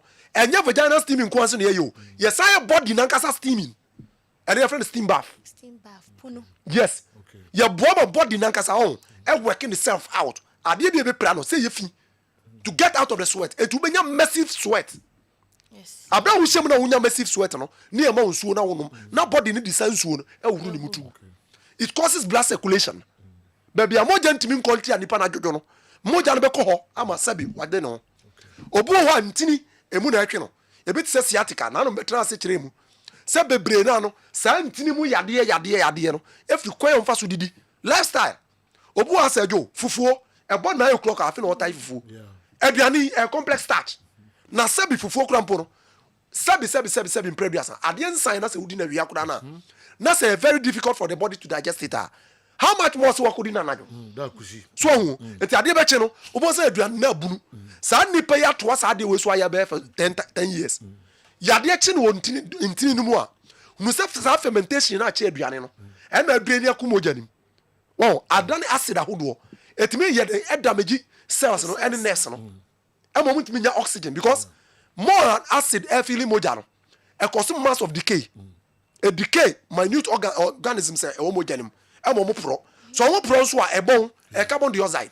It's a delete carbon oxygen from the bloodstream. E bon sana. So oxygen na can say other tissues no any organs ni enya any ntini nya no moja nim no. They don't get it. They get only carbon dioxide. So they are starved. Ntini ni starve. Et tout bon say all lose the control na all wu no. E na wo so take pains ni den. Oh baby. The air can say Fabra Grace gift ni ehwe mo. Ya de yentimi money nyina wa. Ba se na wo de tie bia no frɛ ye numbers no ha me de betu bia no. O fra kyerɛkyerɛ ni mu. O kyerɛ mu a ye be kyerɛ wo se bra. Da wo de beba ni. O ba wo so a therapy ye be ya wo no ye be ka kyerɛ wo. Obo on pa duro but practical therapy, physical therapy. And so ye be ya de ai den e de ama. Ye numbers no e na me san boss wi. All right. 0543 32 00 00 30 0543 32 00 30 and 0244 126 123 0244 126 123 and 0246 518 003 0246 518 003 Sergio your numbers no any Sergio your numbers no yanka de oh heavy da kusikura di mu 4 na no se musa say or best store storage mu yen say one fan chef fridge mgra nyare oh da bia nyahwe one fan chef fridge ma nyahwe okay na ehye kama pa ya be bosi simu ho adwuma pa kwa and that day na we can one nipa friend pass omo pebinye easy very powerful very nigresem here the 10 papa na one fa biamba next week maybe oh okay after Christmas so next week dey na just after Christmas na my bro the main one no so honom the mema ne dey fra kube no eno dey nya easy o Sergio bi da mi kunu dem o mema no e ma mo tira si bro nya yo mo bra grace gift oba bia no osre a e bisa dey cause ofie so sara ko mo ni ku ofie me dada na the bia big blood circulation dro oni asi nyina akika kom no mo friend numbers no yesremo na oko grace gift wa abi enene dom o me ma sans me amekan ebi sa ne ma amekan ebi pa o de fatua na enye easy kra da kusi nsmp articulator bia free bush ba driver no se nwuram nam enka ho a em se oba sales nkra onye na da bia nam ye bunu so ono so onko fie ntem abe 89 have na fufu I ready e wo fie da kusi All right, Abbas Ababa, Meko Newton Lati Marija Tahaba, Nameba, Nafi, Mini Abbas, so Abedi and Common, Abbas and Niku Shipa, Emperor 9, Natwaso, Afibakum, a day.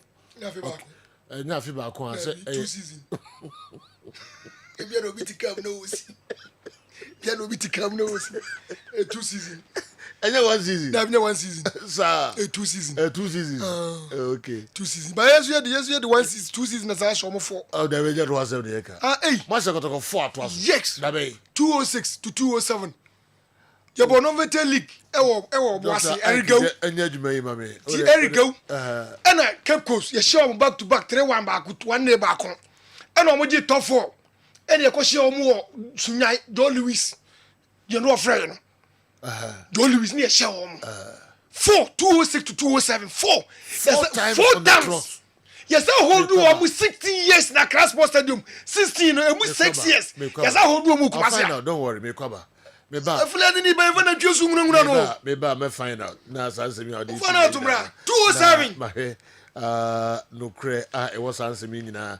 Yeah, Mohammed nom the messages be aba. I had mo hiniba yeboa. From 97. Aba. We call Newton Lati marriage at all. On hiniba yeboa Sijo. I've noticed one thing in Ghana football. We all have to ponder. Apart from Asante Kotoko and Hearts of Oak, all clubs who have risen to the top once a while had been a flash in the pan or a 9-day wonder. Let's take Samatex, who won the league last year, and the abysmal performance in the Ghana Premier League this year. Mediema last season's champions, and their inconsistencies afterwards.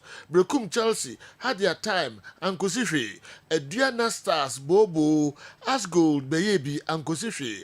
All teams like Oko United, Asase Banyan Tijai, 11 Wise, Akarakachia, Karakacho, Hazakes, Hasmal, Wigodu, Cornerstones, Obeye, all came to the fray once and tasted African glory. But where are they now?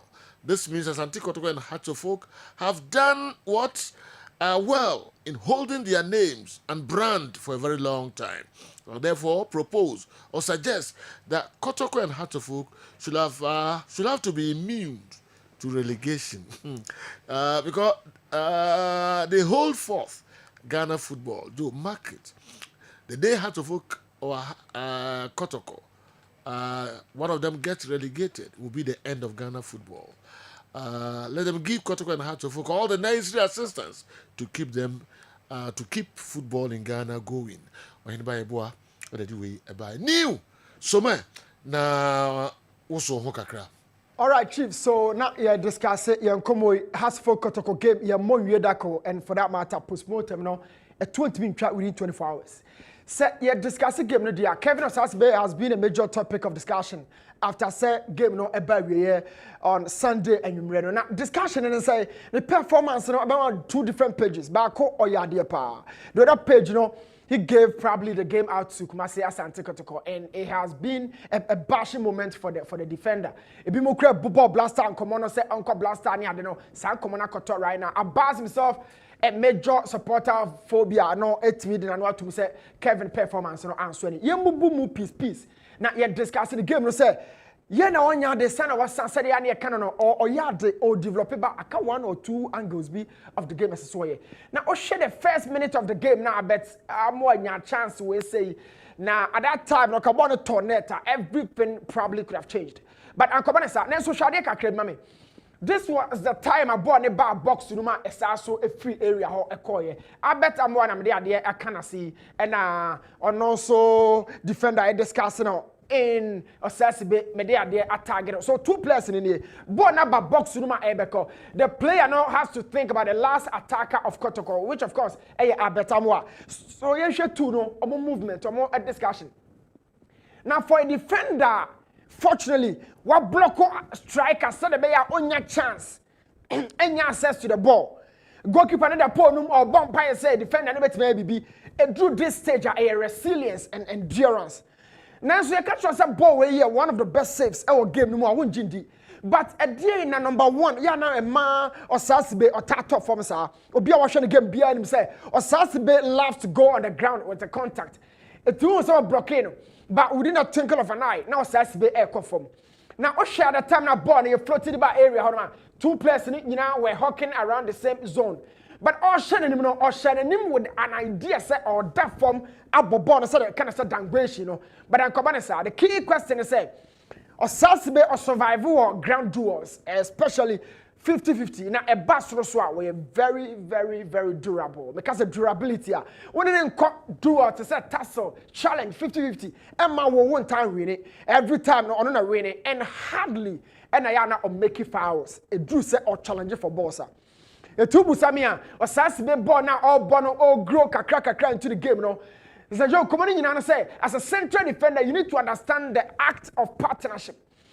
In breaking that down in micro details, the person I say, as a someone to me say, one will be near ball, when you only 6 in never, one chair on 4 and 5 for never. What cheap goalkeeper in the hall, on chair has another latra in the hall. Now, what share situation we say, I bet more far ball or Sasibe made sure say, or better recover, and of course, it was also another best moment of the game. By virtue of the fact that Otimi recover our pace or energy. Now he was short about 2 meter distance between Ono and Albertamwa. But he has also catch us a ball way of fan with ease or yam crab show because no red area honor we answer. In Timon Fobusa said, a dear no player to me confidence go for last ditch tackle. And winning ball no recoverment side. A bassa on the ball so with me a progressive ball be. Now a bat surrounding phone so with me hard. And then he found the game no a to sini as a set or year who now, Salsibe come here, boy, well, follow us for this season, he's been a constant member or no, and now some more especially upon Franny, a cocoa pride and crowd, and it is a two, no, a honey that's what because Michael, a woman, a ball, FA Cup, any other games, I had a coach, a shuffle. So it's always been the decision making between or no, and a Samuel Mofa. Now, so the performance, to say. I do key games and the performance, to say. Who breaking the game, no, I hate Papa and a tossing. Unfortunately, a to see what Kevin or says big game no. I had the one for when he no. And no na can say just be a technical person. Never find to Dr. Ogun press conference now. He made mention of those situations. A micro technical detailer. And on the ocean game, no one shall shiny ya no one tell who. But see and track it back, and cover ball and getting touched to the last ball. Oh my God, Kevin Osabe probably is one of the best defenders. Now, so concentration, decision making, awareness, and organization. Sani me wo for one ita hunu. This is see and san wo hunu. It's in awareness o indexing what did better say. The concentration what did better say. And to the main point Juma wo ye no. What me jena Juma no to no akoya other players Juma. This is Kevin Osasibi. She ne di ko to go players me ansa pe na box room. Na players no bako na what ball no say this is the ball holder right now. Or na ball na so. But Kevin Osasibe or na all mark betamo or ja betamo a esa be deal with the third striker or box room. Now Ocean is saying no meaning say no all mark bet but who say ball in the bet no and o ja bet chi die no clear ball no to twene. How bit make say awareness no e was so. But there are other key moments of the game where we expect to say, oh, a central defender be you know I'm a game na show. But yeah, on the acts, and yet so that is society. Now watch how about recover with speed and pace. Now about football, no free attack at him. And none the bassa na yana has folk fans, or manager hopa. Now a bassa mo bomb and somebody. He covers so well. He understands every aspect of the game at danger. Now on dealing with only attackers, box of course your role changes to an attacker until Lord Amwanye, but watch how he bullied the striker off. It's by position, the other Lord Amwa, number 2 and a right back. But box we attacker, now watch how he handled him. The question man for Busan say, when you said you when it's here and on lose concentration and my Jumana echo we say. Kevin has very weaknesses at say. Now quantify the attributes and in the profile. So Joe off the ball he's strong. I mean watch how a far ball no jab at Tamu man got by beto. And what done in the ball because this is full recovery and not even half. Now she situation where all the clear body they are concerned, the ball the best have a back and he's been doing this. He's been covering all the zones of both central defense, but body call right back, left back. A top central part of the defense, or Sasibe has always been there. Now, area where you know me person me chua jene at the baso kakra. Communication. There are two forms of communication in the game. There will be one other kasa. And a boys and our science or my ya or my year Juma field and so told me we don't have access to. It's a born name banner a tall area. Watch closely. And I am happy say we should go keep an appear. At this point, keep an appear, you would really be thinking, say, defender only go keep an abekasa. It's keep an movement, no anyakwa. But as I never spoke to anybody, being verbal or active or whatever, when you be an income, he went for his action. And a goalkeeper never so come. And no keep an equa, every straight for technically a second ball to net. Now has for first punishment of the game, Nanka Kwakwe will say. And we are talking about this moment, 90th minute of the game. That error occurred. Goalkeeper ni exit here, defender and cash and throw be at ball see a chrono. Na kwa say no man's land. This was the first error at the 90th minute. Na check and all the time no ba be kire say ye be bo simanum na dia soso. Na simanum na chi no a lot of things also did happen. Na osha situation we say na ni nyina ye kokobo. So he's already been anticipating a lot of dangers and Otimi intercepted the masterful. It's a month for question no mubusa said. Nani ekobani say crown a boy etimi ekokotonet. Now watch this. Osasi bene striker na eba. Now every time the speed or the just strike and ho about cover situation not danger no. He's been very awesome in that regard. Or tracking even or a shot of pace crack or tracking by ya the blockade ball no. Or you keep about confidence. Money say oda wanim mount that show say every time you are danger way there obetimi akle na me catch now say there is straight back for what to twene no the same miscommunication really existed between backline no and the goalkeeper no it is situation bi ho to ayen kɔ yachi ne nkɔhwade ye kakra bi ne mfa meka sɛ abra justice play or out to say this situation no now the first thing they say watch this zone we show TV no so has a folk 4 defenders and I'm connected to has a Joe. Kotoko 2 strikers, but that's not the case. But be a case in one say Kevin or Sassy Bear our shadow TV. The decision they say, oh yeah, where's a striker in the chi? Now at this point in a ball, no was no or be crackers. I don't want dealing with the ball, no money see from, but a money see from. So you should say, one more ball come and see from a real no, I didn't know. Now the goalkeeper is very visible from this situation. Keep on up here. Why na kasa why na be why?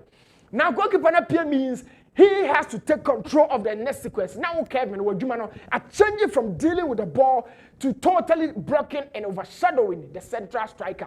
Or yeah, Abetamwa. It would the old be because some ball no achum. Now Ocean and Naya Watuya, Omo Mekakra. Shababian and Naya. People were saying so and keep an inchabono. Keep an name at Chabono. Watch your SB. So the nine now we our person clear ball and very, very, very unfortunate. Well, not a good connection. Or we and an uncle keep an eye as to say, chop, keep an also hen you bring a problem. I was telling you and ra. It's in now one I asked and went to me and sorry, you know, me and I car from. Then strike or chamber call and foul bono.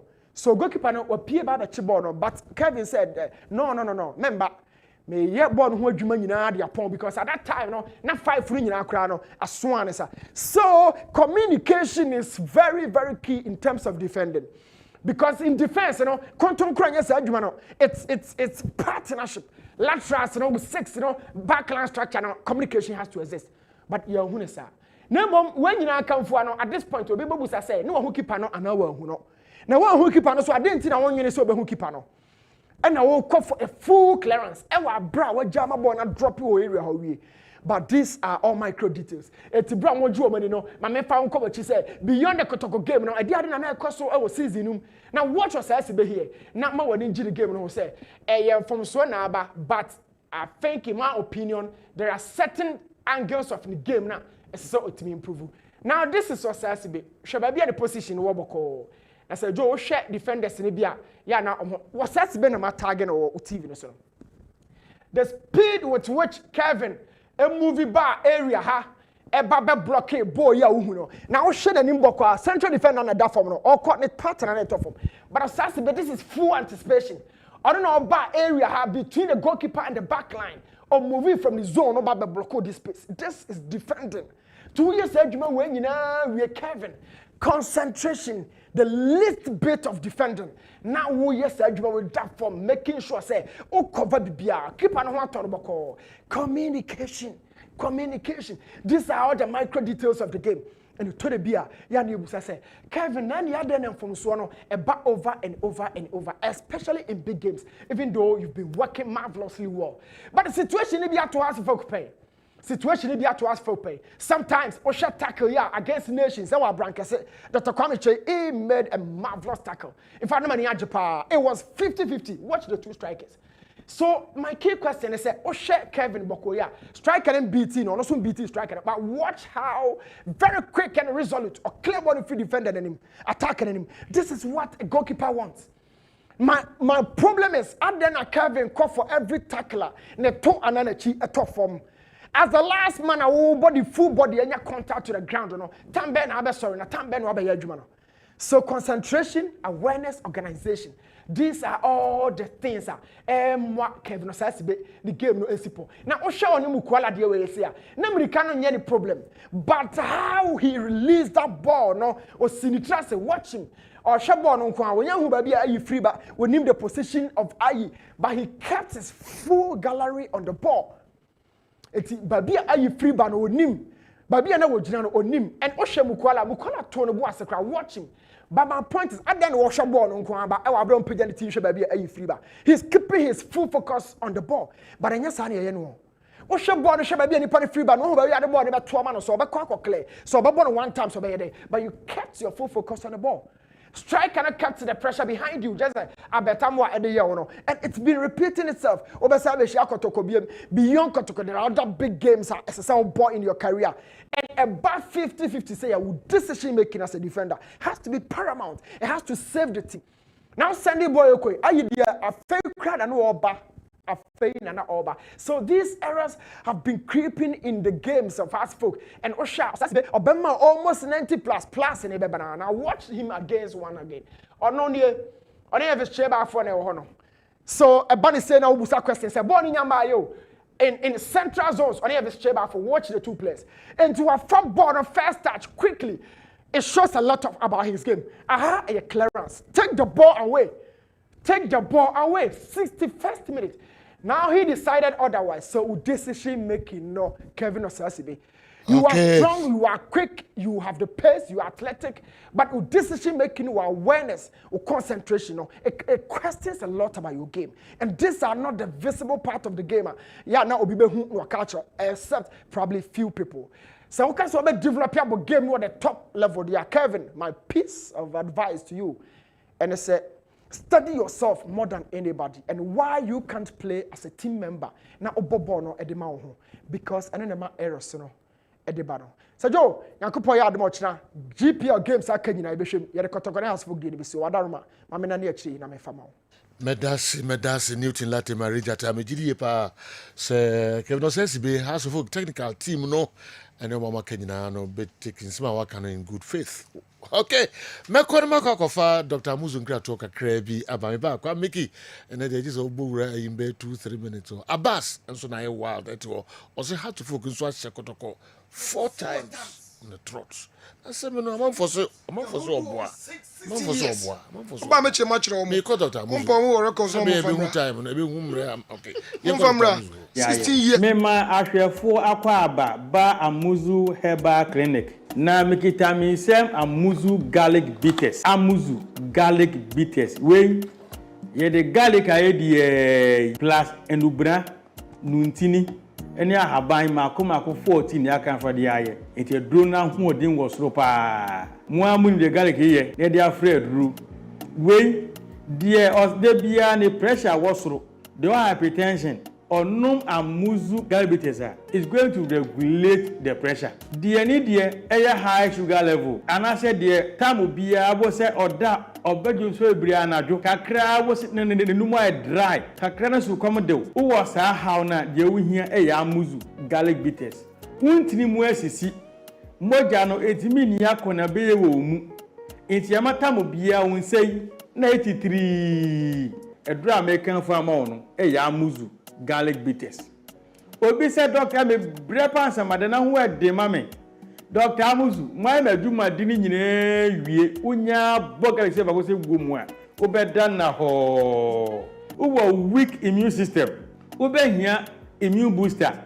Garlic pekesefra. Senior we ebusu system pa na nu aka timi afa ti nyarewa o wo this year bi a stroke aka na to fom to miensama no odante aka na wabre ne home wo soro pa na kuma ebose kim he oda fifre bet ni pa na fifre tino de ohia ya amuzu garlic bitters de ne to ase twhwe ne pa yie de kan sciatic pains no ase sciatic no ne to ase twhwe no pa ababa na nanti nyina wonya amuzu garlic bitters mo awie woye gya ho aduma itama mo di ho mo gya wie na awie ama body de bie na 83 what is radia na anase wo high cholesterol why kesi abroso ana se bitamu biara bo se na oteso kan palpitation wonya amuzu garlic bitters no mu a saa how ni nyina e be free ho eya na kakan refree ade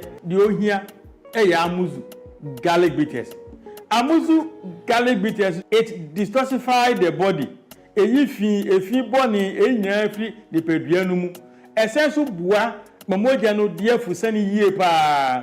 It also controls urine flow. The odun so basa odun so be hia amuzu garlic bitters edro way e dia peti pharmacy herbal shop biara mu open no se mi se bia fanama na otibi so na frɛ for further and better direction. Amuzu herbal clinic ana mauji hio shalom me da hwefo ne tifo asida se ne e be sensia. Okay, emraso say breaking news abjafo betrase na on the breaking news no ebre yen e da mu nyina se be san mo atrase ebiom